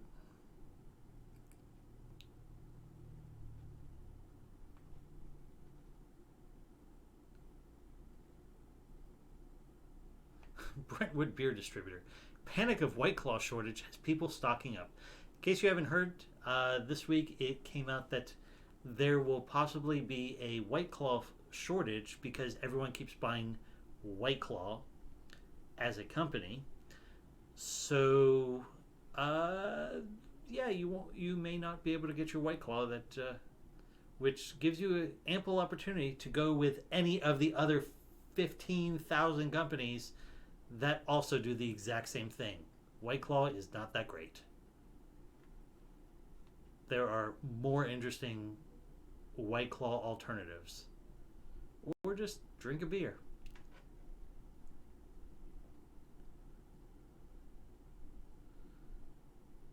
God, is there nothing on here? Everyone I know has dumped beer in favor of White Claw. Here's why they're making a huge mistake. Pumpkin beers in August, summer ale in March. Do brewers know what season it is? Yes, they... Do people not know how breweries or how brewing works? You can't just brew it in September because then it's not going to be ready till October. And then by that time, everyone's already sick of that beer, and then you're stuck with all of this out in the marketplace.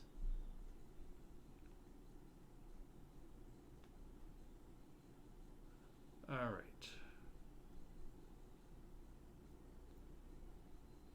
All beer diet hasn't spoiled beer for Army veteran Del Hall. Actually, I don't care about that one.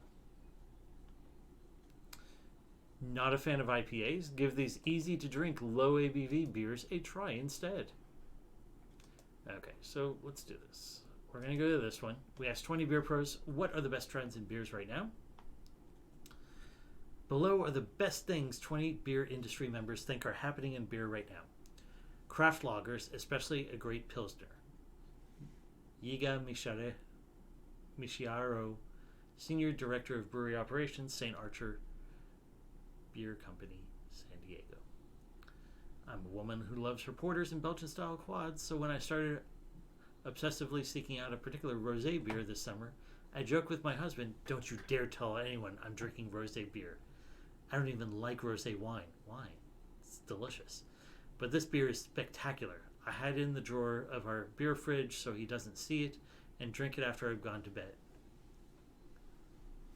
Wait. And drink it after I've gone to bed. Why would you drink a beer after you go to bed? Once my sisters got a taste, they have been hooked too. We text each other when we find it, and we stock up on extra sixers for each other. My oldest sister has talked to her closest bottle shop twice about stocking it because they don't yet, even though they carry beers from that brewery. I guess the secret about my summer of the rosé beer is out. So, rosé beer, apparently good for Jess Baker, editor-in-chief of craftbeer.com. But they don't want to say directly who it is. Best trend I'm seeing right now is the movement of brewers choosing to source local grain, hops, and fruits grown in their home states. In the 4 years we have been sourcing local malt and hops, we have developed close relationships with our farmers with a better understanding of where our ingredients are coming from and a higher respect for how it gets to us. From Big Alice Brewing in Queens, New York. I do support that, yes, because that's really awesome that you go for your local producers instead of the typical, like, yeah, okay, let's get from here. Obviously, you're not going to get everything from there. A lot of times, hops are primarily going to be grown in a particular region, or if you're doing a particular beer, you may not be able to get that particular hops grown in that region. It may not grow. So, yeah. But then, of course, also using local grains or fruits, those tend to be a lot easier to do. Also, Odell, what I loved about them is after they showed up in Texas, they came out with a new beer that was celebrating the 13, I believe, or 12 different states that they sell in. And so they took one piece from each state and put it all into a beer. Like you would get like the hops from Oregon, or actually I think the hops were actually from Colorado. They used like agave from Texas. They used the grain from Kansas. It was basically like sourcing from each state and putting it all into a beer, and it was really cool. I think it was called like Garden of Eden or Trellis. That's what it was called, Trellis. And so it was just talking about using like the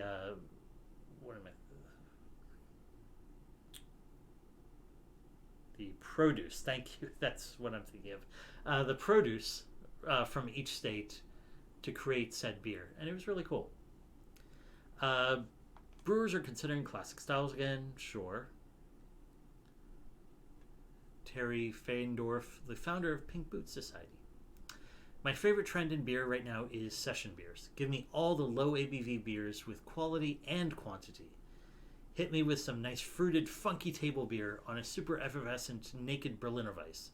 Something that I can enjoy over the course of a 4-hour lunch. I support that, yes. Low ABV beers are a very good selection because you can do a lot with them too. For instance, one might say that you could do a Redbud Berliner Weiss with cucumber. Not an advertisement, hashtag an advertisement. Czech style faucets forever. Lots of bars, breweries are adding full Czech tower or side pull faucet. It's an L-shaped spout with a wood handle that when you pull from the side to the center, the beer cascades out, making the beer silky with oodles of wet foam. It's great for added authenticity now that many breweries are brewing Czech lagers and more Czech dark lagers too, like if a porter and a Munich Dunkel had a really awesome chow together. Also, I really hope it's not a trend because Czech beers are the OG. It's been a trend for over 150 years. Okay. Lagers. I'm sorry. Lagers. Any brewery that is putting out a nice clean lager, especially one without any adjuncts or that's overly hopped. This really helps showcase the skill of small craft brewers and can show macro beer drinkers that craft isn't so scary after all. From Schlafly Brew in St. Louis, Missouri. I'm hesitant to call it a trend, but I love that breweries are really diving into positivity, supporting the communities of which they are a part of, and doing the work to diversify. Diversity and giving back, of course, within our own beloved beer community, but the ripple effect of beer as a centerpiece of the bar supports beer being emphatically used as a tool for social change. Yeah, absolutely. So that is Gabe Berry, Education Manager of Europe, Brooklyn Beer Brewery, Brooklyn, New York. Yeah, I full support of that because they're part of your community too, and so it's also a great way to advertise that you are in the community. And some people who are like, nah, I'm not going to go to a brewery. If you do community service in your neighborhood, then yeah, you can definitely do good things there. And also, it will also change people's minds where they're like, beer, boo, and then they're like, oh, but beer is doing good things, so yay. Overall, seeing a shift towards more lower ABV classic styles available more often. Pils, Helles, varieties of lagers, more seasonally fruited ales with rotating fruits, and overall wider variety for those seeking something beyond the hop kick. Or the proliferation of craft lagers. I love that. See, that seems to be the trend right here, that everyone's saying like low ABV. Whether they're saying lagers or...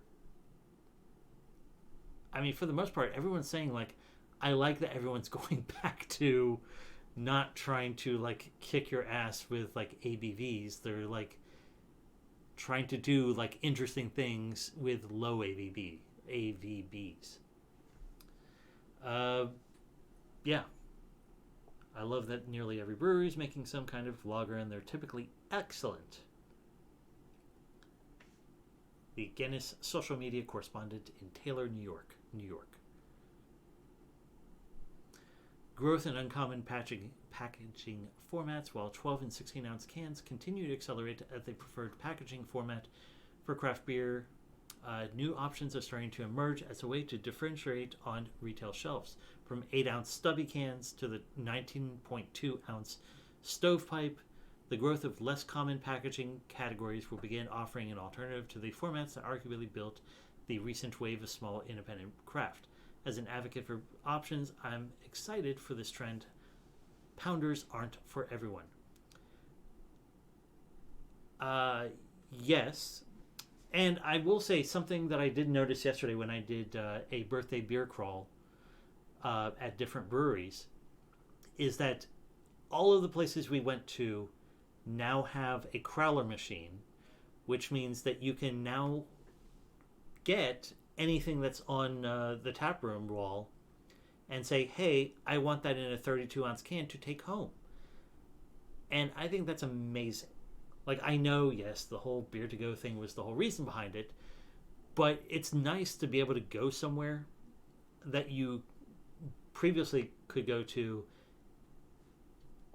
and be able to take it home because you're like, I love this so much. I want to have it for dinner tonight. I want to share it with friends. Like, I'm going to have a get-together later. And they don't come up this way. They go elsewhere. They live down south, and it's hard for them to get up here. You know what? I'm going to grab this one and put it in a 32-ounce can.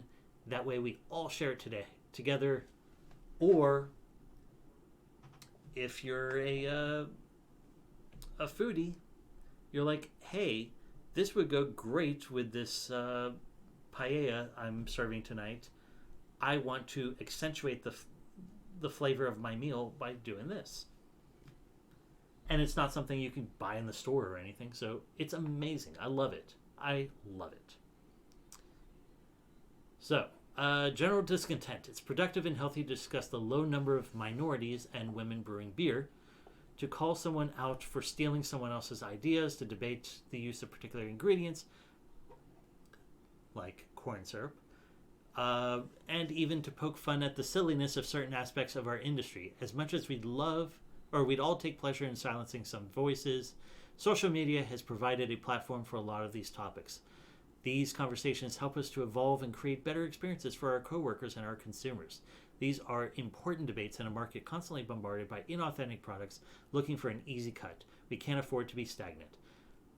That actually leads to something I did read earlier this week, that there was the lawsuit between Miller Coors and Anheuser-Busch about the whole corn syrup ads during the Super Bowl. And the court has ordered Anheuser-Busch to shut up about the corn syrup, because they were even saying, yes, they do use corn syrup. I mean, many people use corn syrup in their beers, but it's just something to balance out your beer. And in the end, the corn syrup dissipates. It's not in the beer anymore by the time you actually drink it. So that's why they were saying, like, yeah, at this point, you need to cease mentioning corn syrup at all in anything anymore. If you use the word corn syrup in anything going forward, you will be fined and sued. So that was really interesting to see. Anyhow, I think the best trend in beer right now is the craft American lager boom. Yeah, there we go. I'm actually surprised that it didn't happen in 2015 after Budweiser's Made the Hard Way campaign. Nevertheless, the fact that craft breweries are looking to continue to steal macrobreweries' market share with better versions of their own macro products is amazing, and bonus points for being the antithesis of the recent overly adjunct IPAs.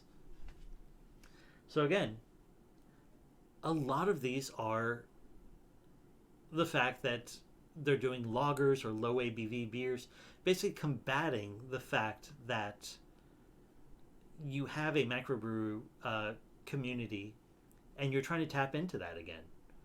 You're trying to tell them, like, hey, you don't have to go with that beer right there that is macro brewed. You can go with the craft beer and it tastes so much better. I love that breweries are putting on their own festivals.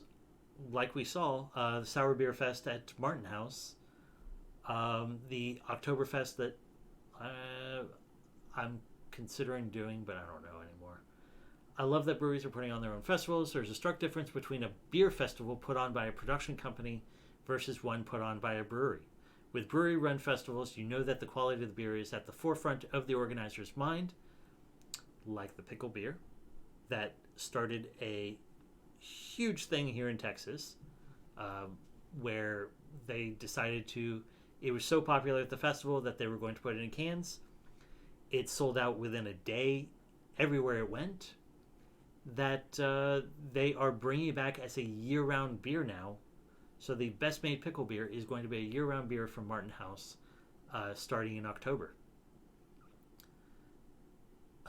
Since they're colleagues and often they're friends, it's a different experience for participant because throwing a festival isn't the brewery's main source of income, so they are more willing to take chances and curate a cohesive experience rather than try to stick to a budget and get the most bang for their buck. Best trend in beer right now is the gradual move back to lagers. There we go again. I think a lot of people are burned out on the hop bombs and milkshake IPA fad. Health conscious brands, for example, low calorie beers, hard seltzer, and ciders. I think products geared towards healthy consumers are going to drive growth for a long time. Yeah, I mean, a lot of people, that's why they're stopping to drink beer, is because of the fact that even yesterday there was someone we were with that was only going for, like, he was looking at, like, oh, the only beers we do is low IBU beers because there's less calories. And there were 2 beers on the menu that were actually saying one was a low calorie beer or a low carb beer, and the other one was just a lighter beer that would work. So it is nice that breweries are realizing that they are losing people, not because of anything else other than people are more health conscious nowadays. So they do want something that they can enjoy, that's still lighter, and it's not going to kick their butts after they're exercising, or it's not going to put on all the calories that they just burned off. The beer's best trend in beer is the effort to increase diversity in the industry. That's 2. The Brewers Association recently hired J. Nicole Jackson Beckham, try saying that 4 times, a PhD, as its first ever diversity ambassador, and the Pink Boot Society is actively investing in infrastructure, education, and expansion. Can't wait to see more diversity in both the end consumers and the professionals creating and serving craft beer. I think the best trend is people getting back to drinking classic styles. Kind of the same thing. Not quite, though. I mean, they're just saying classic styles. The Northeast IPA has dominated the market for a while now, and it's a school of thought that a brewery's ability to make a good NE IPA signifies a good brewery. No, I disagree with that. In fact, I actually have started to, even myself, like, if I see an NE IPA, I tend to ignore them nowadays. I'll go for anything else they have. However, it seems drinkers are becoming more educated on beer styles while seeking out things that are generally a challenge to make, like lagers and saisons, which is pretty cool to see. We have several people coming in each week asking what the staff and brewers are drinking, and that makes me think we're moving in the right direction as an industry. That's from Coney Island Brewery, which is actually owned now by Sam Adams. The best trend in beer right now is competition. As more and more breweries open up in areas where there was once limited competition, you'll slowly find the quality of the beer in that area increases. Which I was actually having a long conversation with friends yesterday exactly about this, is that, yeah, exactly that. That you can't just open up a brewery based on the name anymore. There is a brewery in town here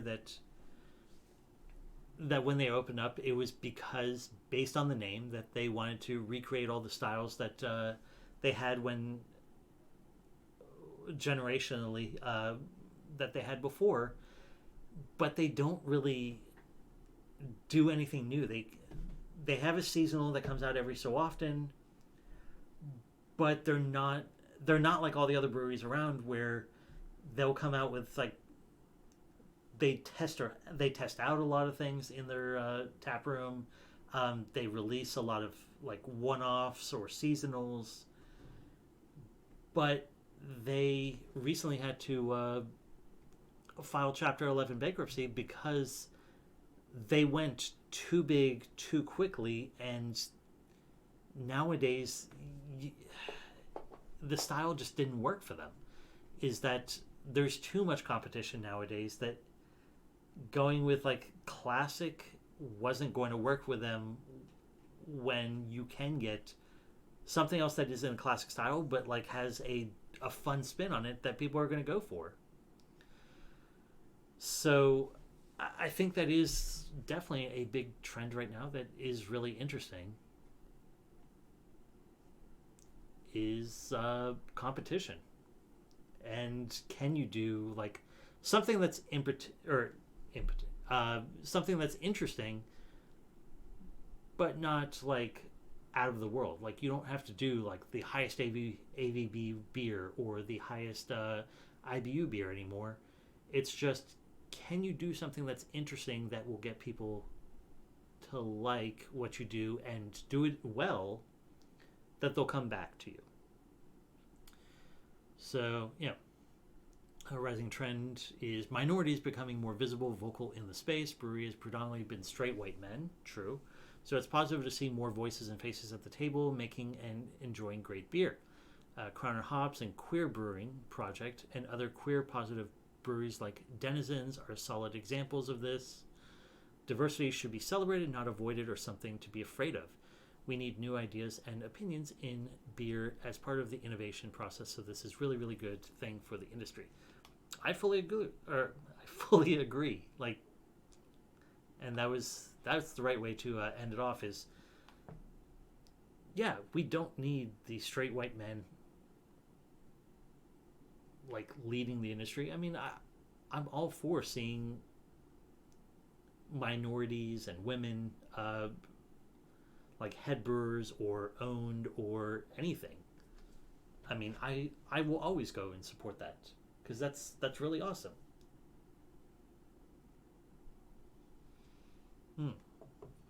So that took a lot longer than I thought. Sorry. And let's do this. Boom, boom, boom, boom, boom.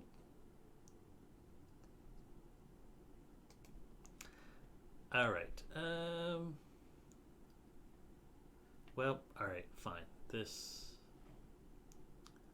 not gonna go for this article then, because if they don't want to let me read it, then fair enough.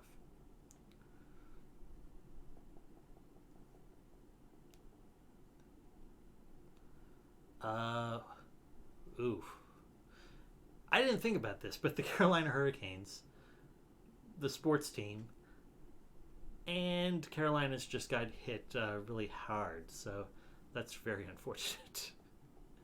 But that's possible why they named it that way. These hilarious inflatable beer pong hats take the game to a new level. Yeah.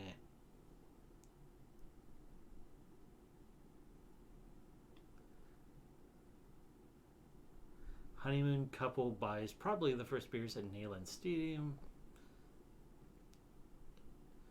I drank beer made from recycled toilet water and it tasted great. I want to read this article. I'm not going to do this for the stream though. Wegmans to make beer. Wine available in stores cafe.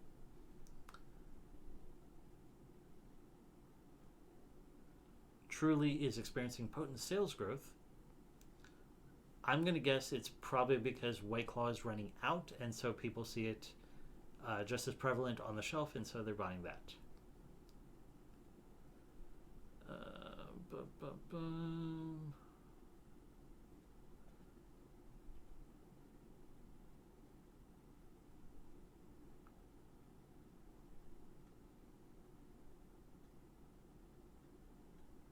A beer cup snake at Wrigley Field reaches Python status.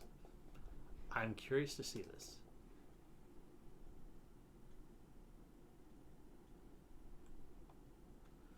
Sometimes when a crowd at a sporting event or other large gatherings reaches that perfect mix of restless, creative, and intoxicated at the same time, the true boundaries of human ingenuity reveal themselves.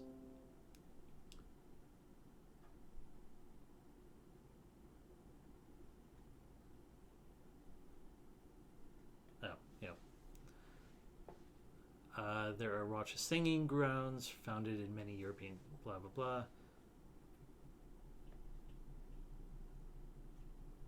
Yeah, let's do this.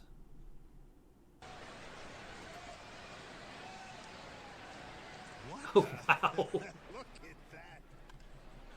They have a bunch of cups, bunch of beer cups, a lot of consumables here. It's a record. Yeah. And everybody trying to help. How much longer is it going to... Oh. Never wants to quit, comma. Security, all right. You got on TV. That's really awesome. Type down. Now security's getting booed. How about the right field stands? We showed you the left field stands. A lot of people contributing, trying to get it from the... And when it falls down, what do? You recreate it. To the top of the bleachers. That is some work. So security is coming on, and they'll have none of it. They Oh, okay, and now they're moving it. Fun, so they just keep moving it. Uh-oh. Fell again.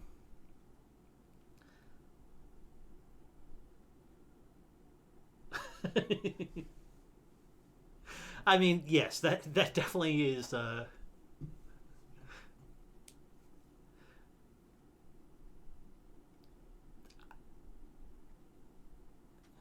where was security in all this? I'm sure they're like over here on the corner, but so why should they have taken that? You had to deal with that daily. But it's a lot of like people working together for this. Like it seems like good fun. But I guess like yeah, that could also deal with trash of like if it falls apart and people are like, I'm not going to clean that up.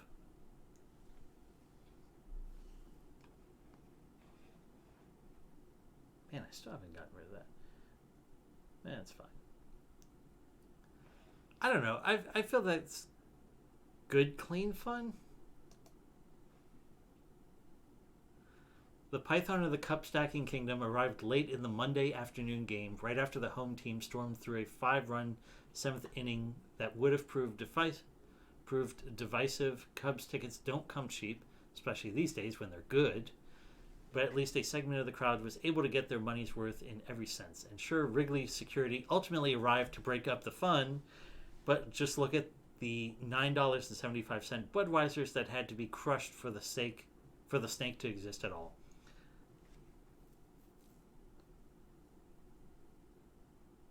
Yeah, there you go.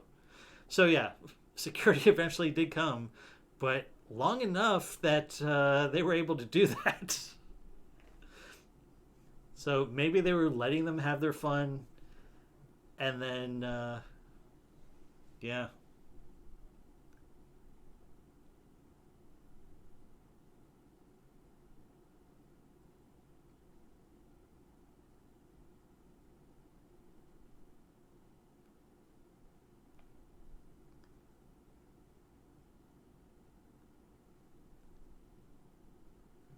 And then they were all hopefully rinsed and recycled. Yes, of course. LeBron James files for trademark ownership, world domination of Taco Tuesday? Seriously?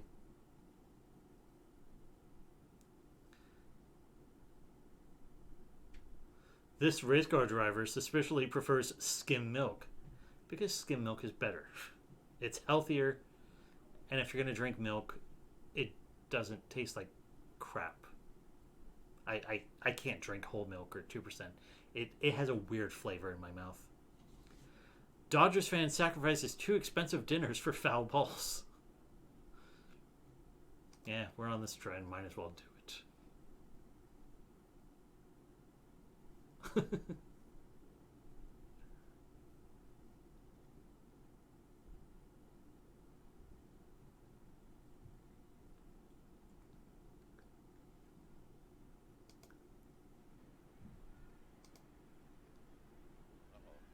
What? Oh, no! Oh, yeah! Forget about the $90 fries. Are you kidding me? Really, OxyClean? Awesome. And then later in the same game, a full slice of pizza as well. This one didn't even result in a caught ball. All right, and it's it. It's what? That's the same guy. And the same. Yeah, but it's pizza. It's fine. Oh, Really? poor woman. It fell in her. She's wearing white pants and it fell on her. I feel bad for her. Let's try it again. All right, and it's it. It's what? That's the same guy. Yeah, it's this guy on the left here in the red jacket This goes really serious business. that probably caught it.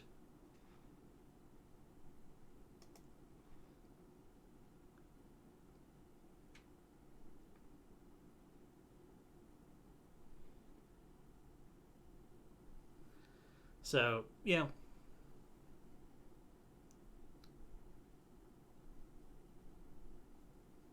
Wait, Miller Coors loses Brewers Stadium naming rights, ending reign of perfect Milwaukee thing. Okay, so this was back in January. Stadium naming rights do change, often too much criticism, except in rare cases. Kaminsky hasn't been the White Sox home for 16 years, but in parts of Chicago, you'd never know that. The public eventually moves on. What happened yesterday in Milwaukee, though, is damn near a tragedy. Miller's Coors lost the naming rights to the Milwaukee Brewers baseball stadium. American Family Insurance scooped up the rights for a 15-year period beginning in 2021. Everything about Miller Park was just so appropriate. The Milwaukee Brewers play in Miller Park, just a mile from a Miller Coors brewery. Milwaukee loves beer to a degree that's unlike almost any other city. Their day drinking culture is, I'd argue, second to none, and the fact that its baseball team has a sudsy theme going was just icing on the cake, or foam on the lager, as it were. Miller Coors said it will continue to have a relationship with the Brewers, albeit one that doesn't include its naming in lights. The new stadium's precise name hasn't been revealed. Something like American Family Field just sounds way too squeaky clean. Allow the takeout to humbly suggest a name that reflects another aspect of Milwaukee's culinary history, Secret Sauce Stadium. Okay. Way to ruin the great thing that you had there. Oh, wait. We have looked at this one. Yeah, it's just, they just reuse, or they clean the water and they use it for, The smell during the first part of the tour was one of the most intensely awful things I've ever experienced. Felt like I was in a room in which 1 million people had just gone to the bathroom and that image isn't far from the truth, as the facility treats the wastewater for 1.3 million Berlin residents. I feel like we've seen this. So later in the tour, I got to see all of the fascinating technology in purifying the water, including a machine that makes ozone to break down waste on a molecular level. Another machine uses specialized carbon filters that supposedly eliminate 99.999% of all pollutants and chemicals. On some level, I knew the water was clean, but my hands shook anyways. Couldn't get that smell out of my mind as I brought the beer to my lips. Shouldn't have worried so much. The beer was great. It was a malty brown ale with nicely balanced hops and carbonation. It was brewed as a traditional German alt beer. While the color didn't help given the circumstance, if I had tried it in a bar, I would have had a couple of glasses. As it stands, I drank the very last bottle in existence and was satisfied by every sip. While reuse itself was a one-time experiment, the tech behind it could have important implications for the future of beer and the future of drinking water in general.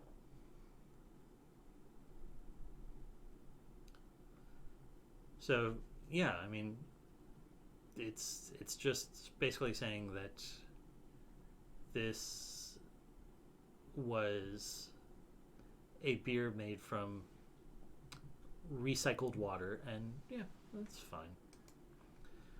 All right. Man, accidentally charged 60,000. Yeah, we already did this. You're made from recycled water. It's true. I mean, your body does reprocess water, and a lot of water you get from your tap is also hey, Lady Wani, how are you? But yeah, a lot of water you get from the tap is just processed water. The champagne of beer is making a comeback thanks to a very surprising new fan base. I'm curious, but still sick, but I think I'm getting better. Okay, good. Well, I'm glad you're getting better. Don't get the dogs sick.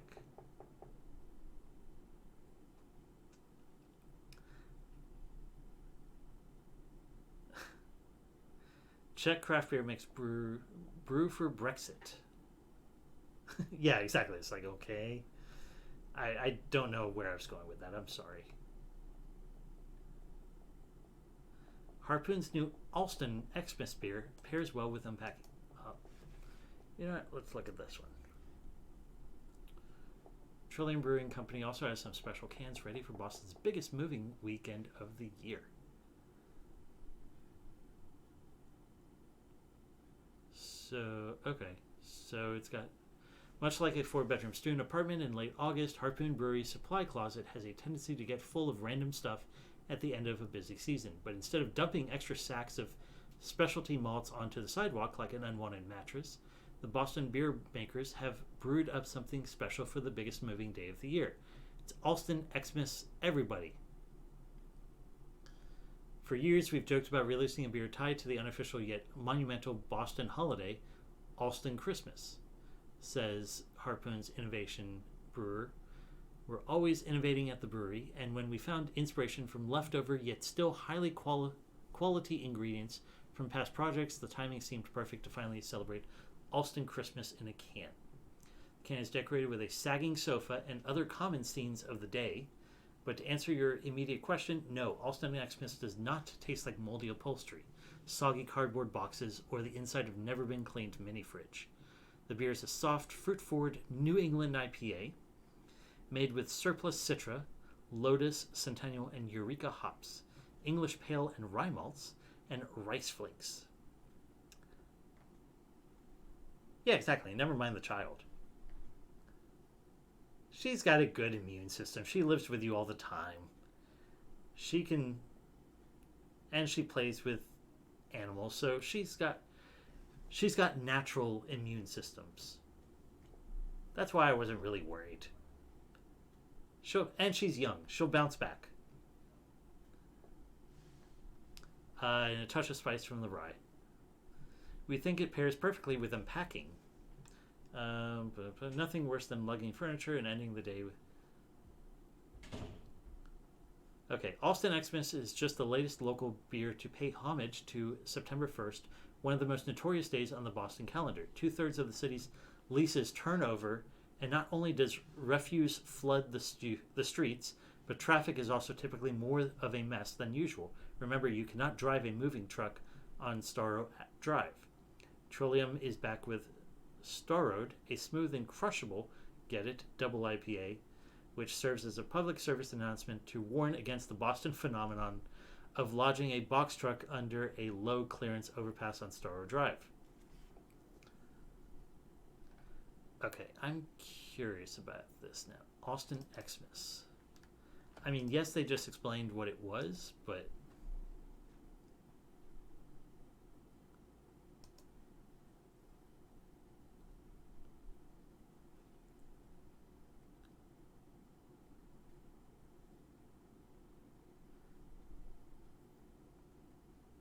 Okay, so that's a web series.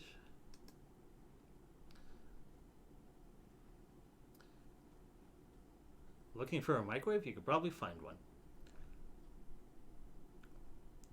So basically, this is a day that you can go to anywhere in Boston. So remember this, September 1st, go to Boston and you can get a lot of unwanted stuff. September 1st in the Boston area has come to be known as Alston Christmas, a day when hundreds of college students and recent graduates move into their new apartments and give away desks, lamps, tables, and chairs for free. The saying, one man's trash is another man's treasure, is quite literal on Alston Christmas, where students can obtain new additions to their apartments for free. I don't know as a civilization, a society we have this day, but I'm pretty happy that we do, in all honesty, this person said. Streets of Alston, Brighton, and other Boston neighborhoods are lined with televisions, microwaves, even gaming devices that some have decided are too much to move to their new place. I'm just looking for stuff today. Scavenger. Just like people's trash, said Bavino. Last year I got all my couches that way, all the gear for my house. According to the City of Boston, 70% of leases begin in Boston on September 1st. If I can, I'm going to try to get an apartment that does not move out on the 31st, because this is just crazy. The parking spot, everyone has moving permits, says Dan Barkas. It's a battle, it's a turf war, it's ridiculous. The city is expected to be more crowded than usual, and to help combat traffic delays, Mayor Walsh has implemented various strategies to help the move go smoothly. Non-emergency issues such as apartment inspections are reporting improperly stored trash should be reported through Boston 311. Neighborhood liaisons will be on site in various neighborhoods to assist residents with questions. Landlords are being told to tell their residents how to place trash and recycling materials.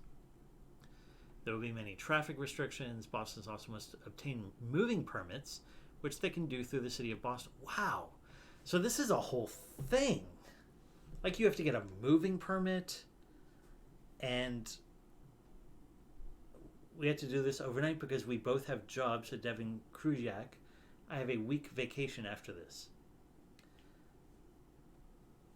And then people just like throw shit on the block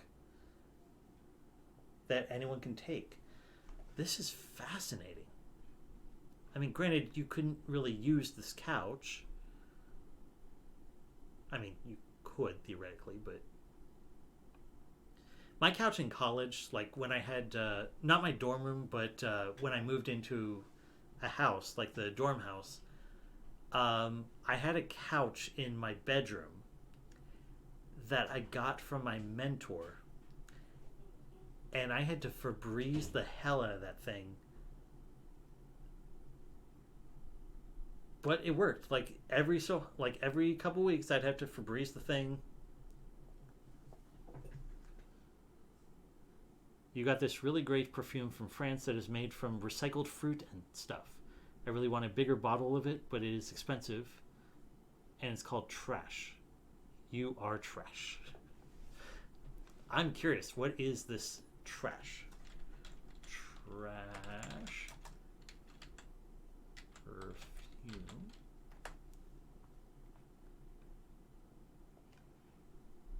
Oh, it's called I Am Trash.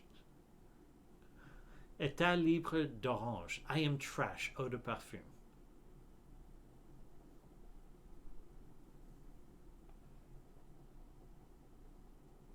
Interesting. So it's $149 from Amazon for 3.38 fluid ounces,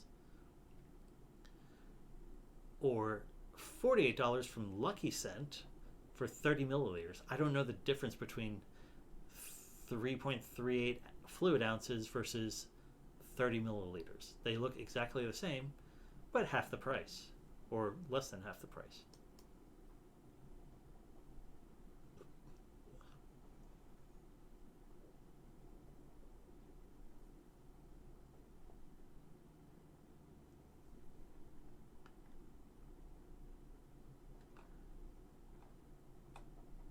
Interesting.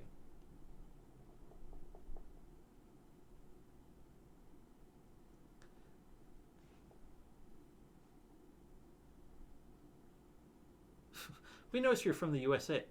Okay, cool. Just move me over. Stop it. Okay, what do they have? Herman à mes côtes, passant un ombre. Remarkable people, I am trash. You or someone like you. There's a scented candle.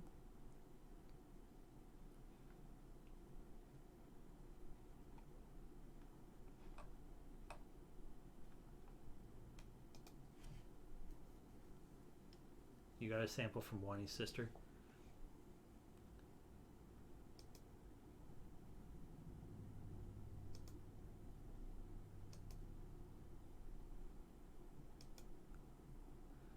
Okay, so it's 149. Okay, so I guess 3.38 ounces is 100 milliliters. And then the half size is that. Okay.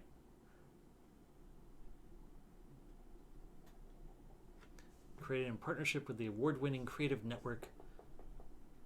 It's the first luxury perfume created by upcycling, by using the trashed ingredients to create something truly beautiful, more specifically by using exhausted rose petals, already distilled sandalwood chips, and even leftover apples from the food industry to create the most beautiful fruity, floral, and woody blend. Sounds interesting.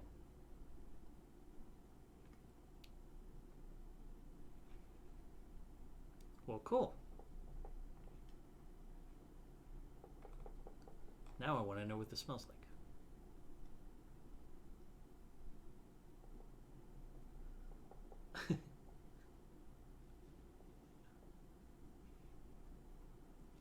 So what is it? Is it just floral, woody, fruity? Is that what you would say the smells is?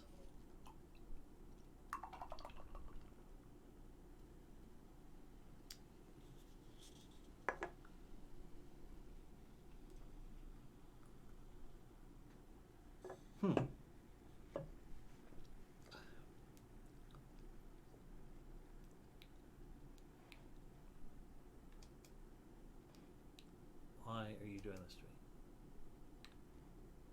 Oh, this is... Okay. Well, now we know. Everyone needs to buy Lady Wani. I Am Trash.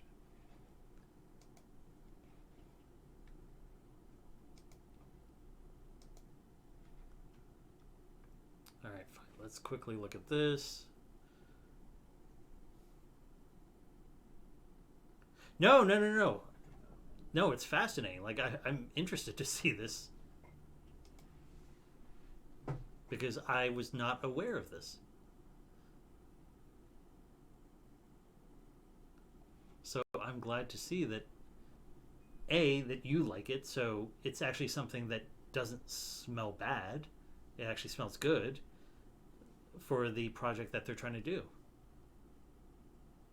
So that's really cool. All right. Received a very unusual invitation the other day. It came from a friend in a public relations industry asking if I'd like to attend a promotional event for a certain beer at a local bar. But this one confused and surprised me so much I read it over a few times and then I went.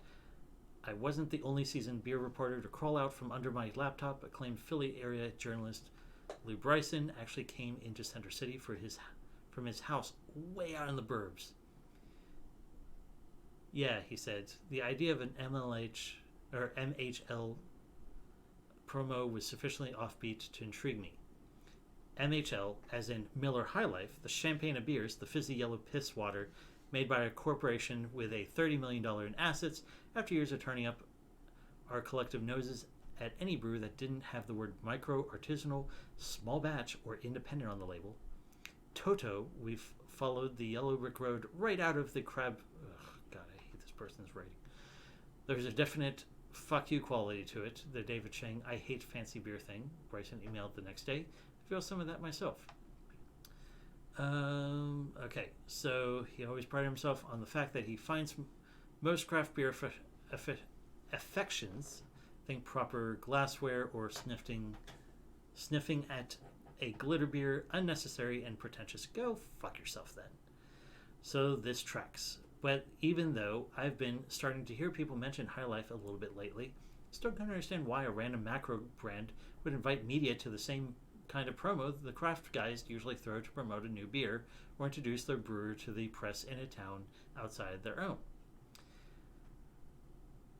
High Life is what my uncle who refuses to buy a smartphone or use email drinks.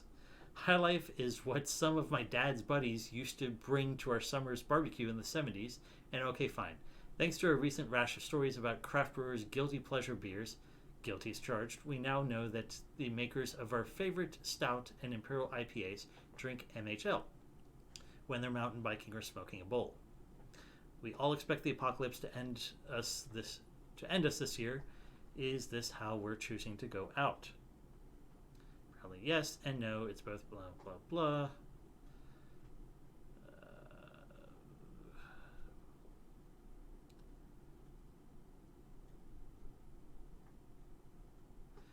Been in the industry as a chef,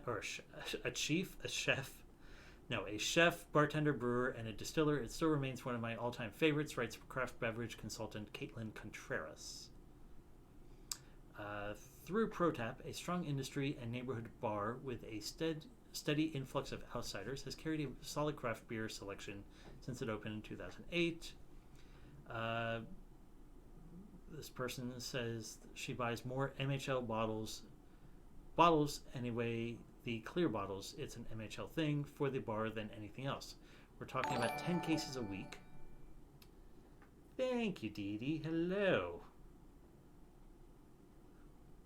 For the bar than anything else, we're talking about 10 cases a week versus 7 cases for Pabst and 2 for a best-selling brand that's not Bud, Miller, of course, the uber ubiquitous Founders All-Day IPA.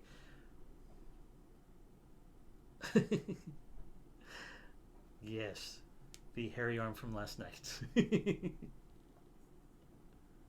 To try to get the game that Goldie spent 4 hours to do 15 minutes of actual gameplay.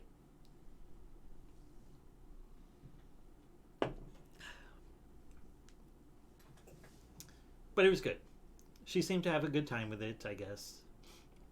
Who knows? But we'll see. She says if she were to run out of PBR, its regular drinkers would order a High Life. If she were to run out of High Life, those drinkers would say she says, grumble about it and maybe just get a craft beer. You're a craft beer bar and, whatever. Not that would happen at her establishment. We always carry it. I have to carry it. There will be riots if I don't carry it, she says. God, what? Okay, at least in theory. Personally, I think MHL tastes like literal water with a mild, unpleasant adjunct sweetness at the end and would take a Miller Lite or PBR over. I don't care about this article anymore. Ugh. they don't get to. This is just a lot of fluff and not explaining why. Okay, whatever. I don't care anymore. Okay, we already did that one.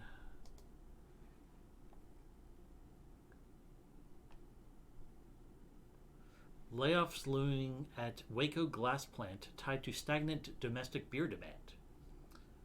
So Waco laid off people because people aren't drinking domestic beer. Womp womp. Chicago, long a Miller stronghold, has a new top-selling beer. Modelo Especial captures the city's sales crown. Is there another good article?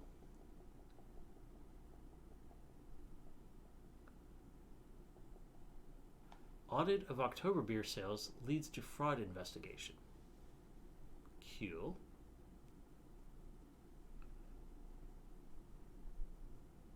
Okay, we'll do this one and then I think this is all the articles I'll do. Okay, the 10 coolest places in America to drink craft beer.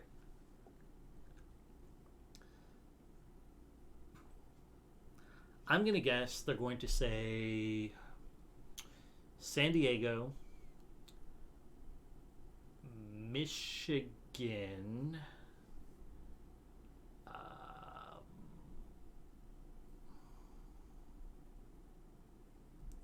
Denver,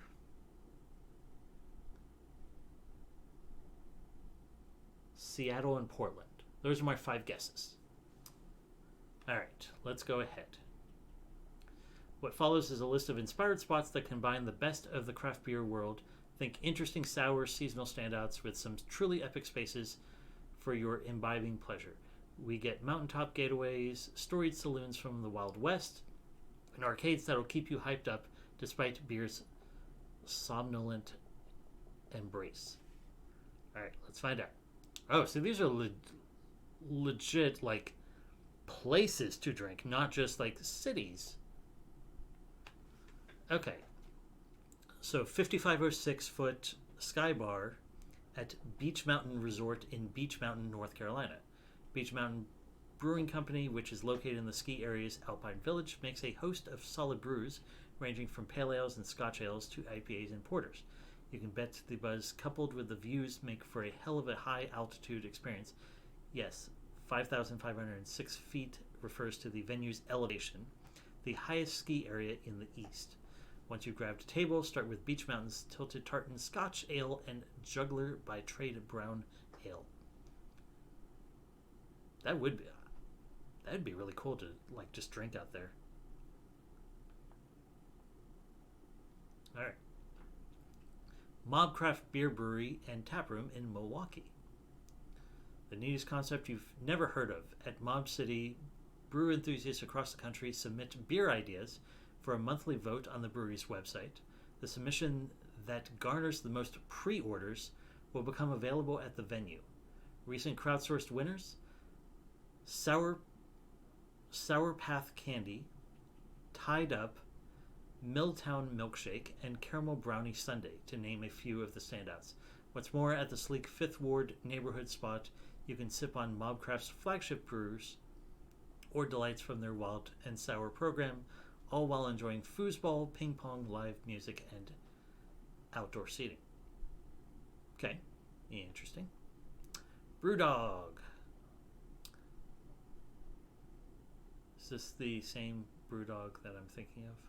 About 25 miles outside of Columbus, beer seekers will be rewarded with a 42-acre state-of-the-art eco brewery.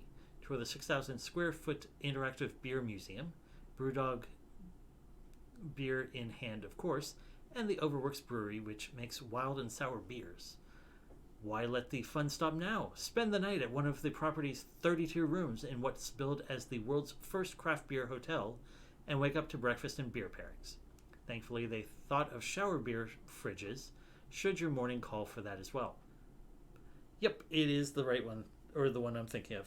Brewdog from Scotland, released in outside Columbus, Ohio, a brewery and a hotel. So they're saying it's well worth the trip, apparently. Steam Plant Brewing Company in Spokane, Washington. Frolic around the steam plant that powered downtown Spokane from 1916 to 1986, original equipment and all, as you sip on a barrel-aged limited release or funky seasonal pint. In addition to the brewery, the compound also hosts an impressive bistro, where the Stoneheart pizzas are a must.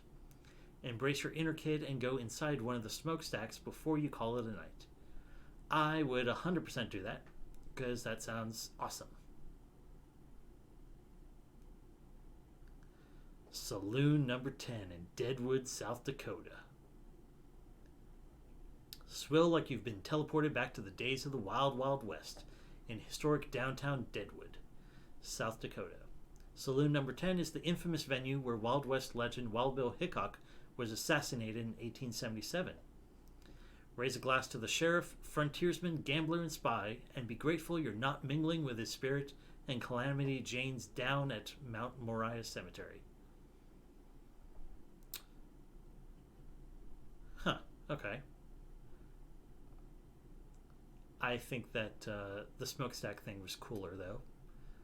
I mean, that's more historic. And then American Icon Brewery in Vero Beach, Florida.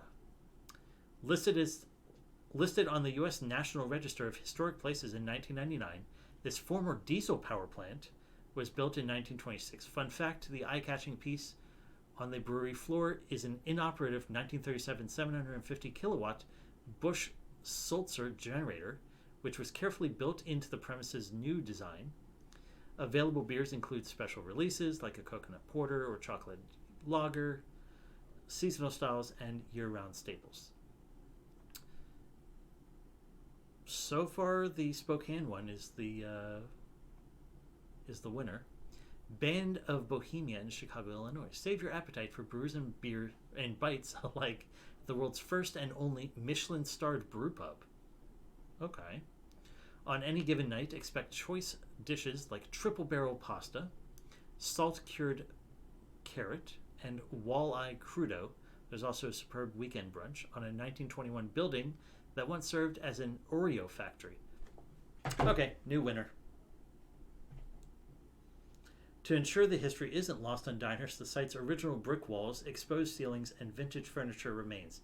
As for the beers, the seasonal culinary beers change regularly, with flavors like jasmine rice and sliced bread currently on tap. I hear nothing about Oreo beers, therefore they just lost my vote. We're back to Spokane then. Good day. How you doing, prayed goat? The Public House in Springfield, Oregon. This looks like the St. Arnold place we went to last year. Or St. Arnold Brewery's new beer cathedral. So, the former church has... Oh, it's a former church. That's a little bit more on it then. This former church has 20-plus rotating craft beers, along with a whiskey lab for those inclined to venture away from hops and malted barley for a little bit. Whether you're under the string light glow of the courtyard or hanging on the pew seating under the stained glass windows, take advantage of eats from 5 gourmet food pods: Latin cuisine, German food, Hawaiian-inspired lanai, or Hawaiian-inspired 100-mile bakery, and vegetarian and vegan-friendly Shield Cafe. Come to Australia with the boys you know. Come to the local and we'll shout ya a few VB tinnies, mate. Oh, how many people protested the former... I mean, I don't think people would protest. It's a former church.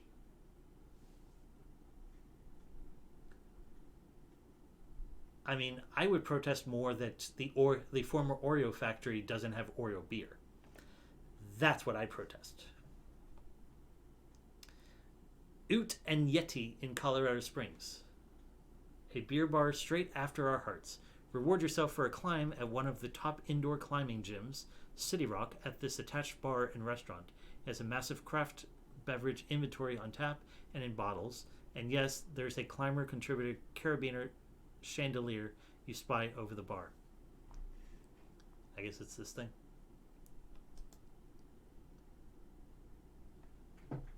Yep, that looks like it. Phoebe is a prophet. Oh, okay. I was not aware of that.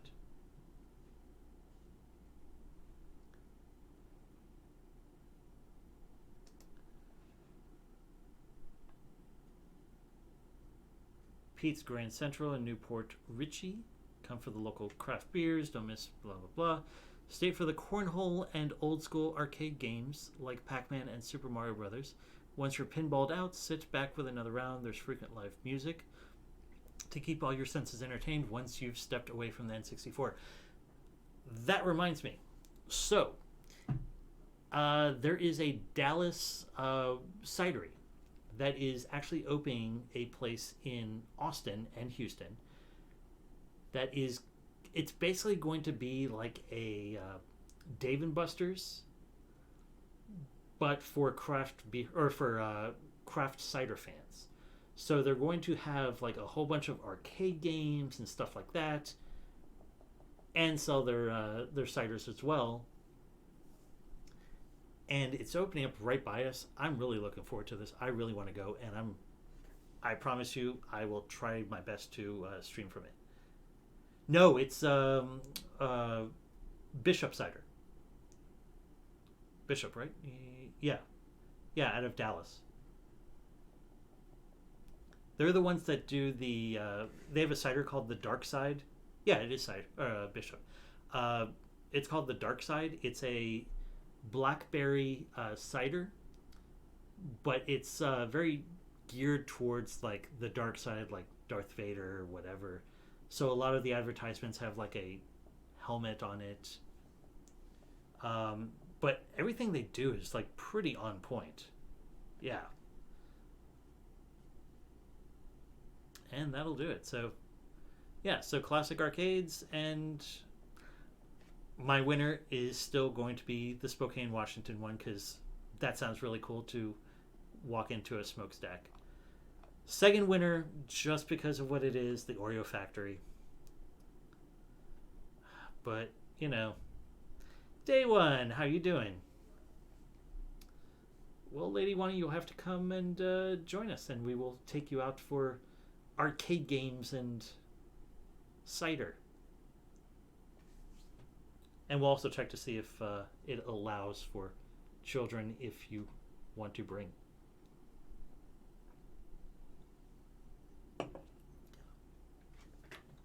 But yeah, so that's what Men's Journal says is the 10 coolest places in America to drink craft beer. You have big work? Well, that's no good. Yeah, Wani can come, I guess, if he wants to. I mean, if he wants to have fun. Yeah, exactly. Yeah. Vetter, I think, like, Chicago is where the original beercades are from. And then it kind of, like, the concept kind of, like, expanded out.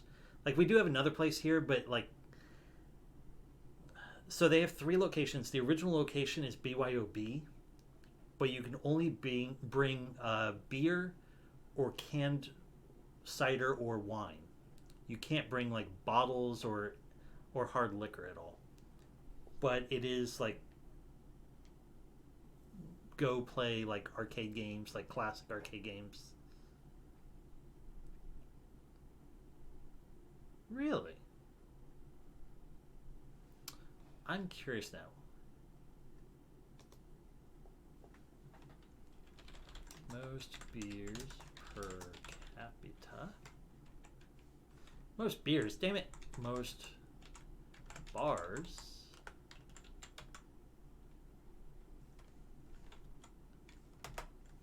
I'm not calling you out. I'm actually curious to see like what They actually say this is 2016.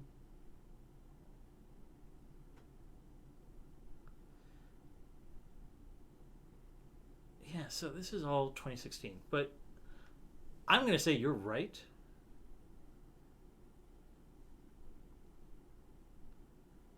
Top 15. Okay, when is this from?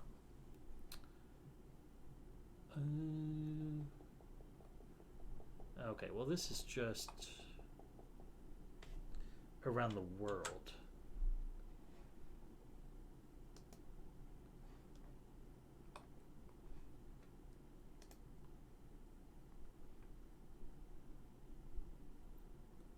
Yeah, because this one's saying, like, Chicago's not even on the list.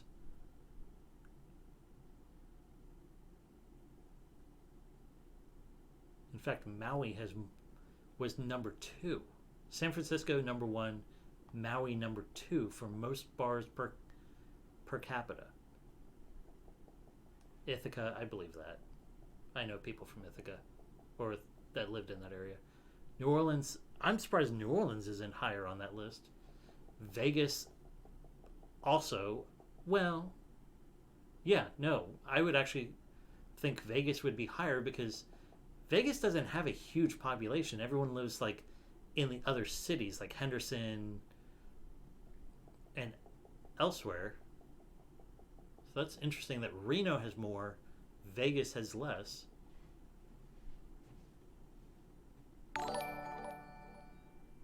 Well, hello, the Goon. How you doing?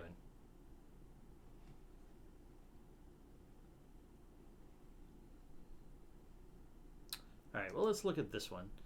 So, which state has the 7 of the 10 drunkest cities in America? Anybody want to venture a guess before we scroll down? I'm going to say, drunkest cities in America.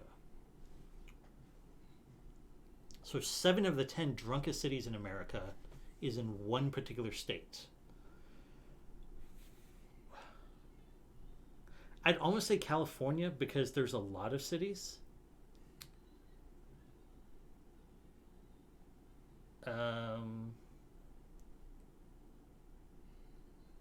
Yeah, I'm going to stick with California.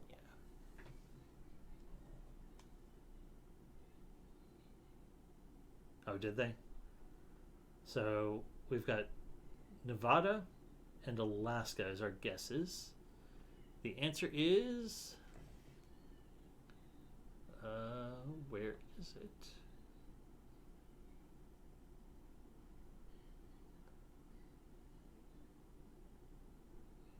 Okay, Green Bay, Wisconsin, a city that falls in 3rd place on this list, has the 7th highest number of alcohol-related driving deaths in America. Okay, that's not fun. Okay, 20 drunkest cities. So it's Wisconsin. Wisconsin has the 7 of the 10 top 10. Appleton, Wisconsin, number 1. Oshkosh, Neenah, number 2. Green Bay, number 3.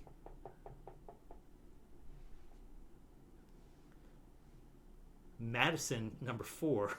So we're not even in the top 5 yet. We're in the top 4, and they're all Wisconsin.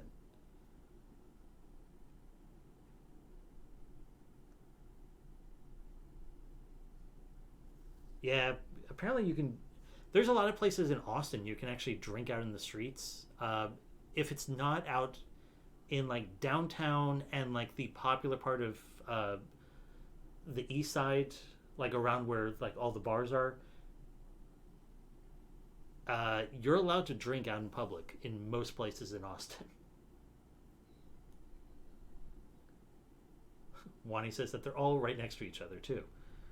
So Appleton, Oshkosh, yeah, Green Bay, Madison, and then you finally get number 5, Fargo, North Dakota. Number 6, we're going back to Wisconsin. Number 7, Fond du Lac, again Wisconsin. Ames, Iowa. Eau Claire, Wisconsin. Number 10, Mankato / North Mankato, Minnesota. So there's definitely a number or a thing here. No Alaska or Nevada, yeah. but let's just keep looking. So Minnesota, Wisconsin, Montana, Missoula, Montana, North Dakota, Wisconsin, Nebraska, Iowa, Oregon. So of the 19 drunkest cities in America, 19 of them are all North Midwest. I find that very interesting.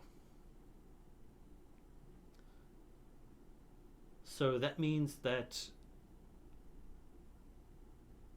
that's possible. Your distant families in Fargo, North Dakota and Grand Forks, North Dakota makes sense. I think it's just because, like, you're in the Midwest, there's nothing else to do, so you drink. An interesting correlation of this is getting into sadder things, but an interesting correlation is the connection between poverty and alcohol consumption. The list of 20 driest cities in the country includes several metro areas that have a greater poverty rate than the national average. It should also be noted that many of the cities on the list also still have some kind of blue law prohibiting the sale of packaged alcohol on Sundays, and that more than a few of these metro areas are in Utah, where the concentrated Mormon population drives the low drinking rates. Below is the list of the 20 driest and drunkest cities in America. So, yeah, let's look at the 20 driest. Yeah, exactly. It does not surprise me whatsoever. 20 driest: Provo, St. George, both in Utah, Beckley, West Virginia, Logan, Utah/Idaho, so, okay, I guess on the border there, Ogden, Clearfield, Utah, so that's top 5. 4 of them are Utah. Parkersburg, Vienna, West Virginia, interesting. Morristown, Tennessee, Jackson, Tennessee, oh, interesting. And then Johnson City, Tennessee. Oh, wow. Okay, so of the top 10, you have 4 that are Utah, 3 that are Tennessee, 2 that are West Virginia, and then number 10. Oh, nope, sorry. I missed the last one. That was West Virginia, so no, it's 3 West Virginia, 3 in Tennessee, and then 4 in Utah. Very interesting. So I would have thought Utah would have been higher on that list, like more cities, but.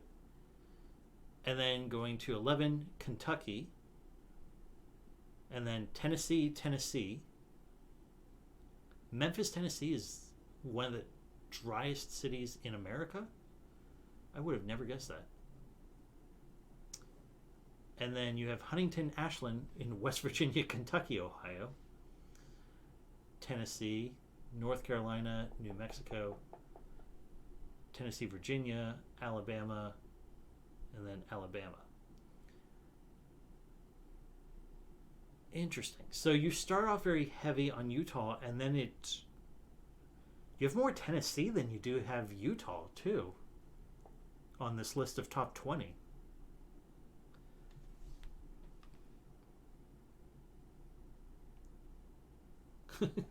My home state of Wisconsin, 12 out of 20, not bad. I'm surprised San Francisco didn't make the top 20 dirtiest cities since... that's not what we're... Okay, cool. That's not what we're even talking about. Denver just made it legal for humans to poo on sidewalks, not dogs, though. Ugh. I saw pictures that people took on vacay. They snapped pics to use when they were going to sue to get their money, their hotel. Okay. No buffalo on the list. I'm surprised for that too. All right, so I think it's about that time. I'm going to finish up my beer and say adieu for this week. Thank you, everyone, for joining. And I hope you enjoyed seeing the recap of last week. Do I still have? Do not still have it up. Damn it.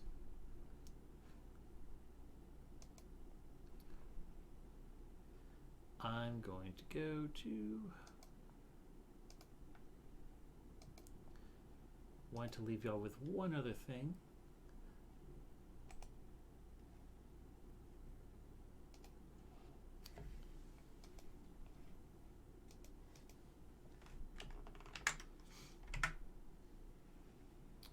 So as we go out, I wish I could put this on repeat, but I can't. But yeah, so I'll leave you with the moray eel. So have fun. See y'all next week. And bye.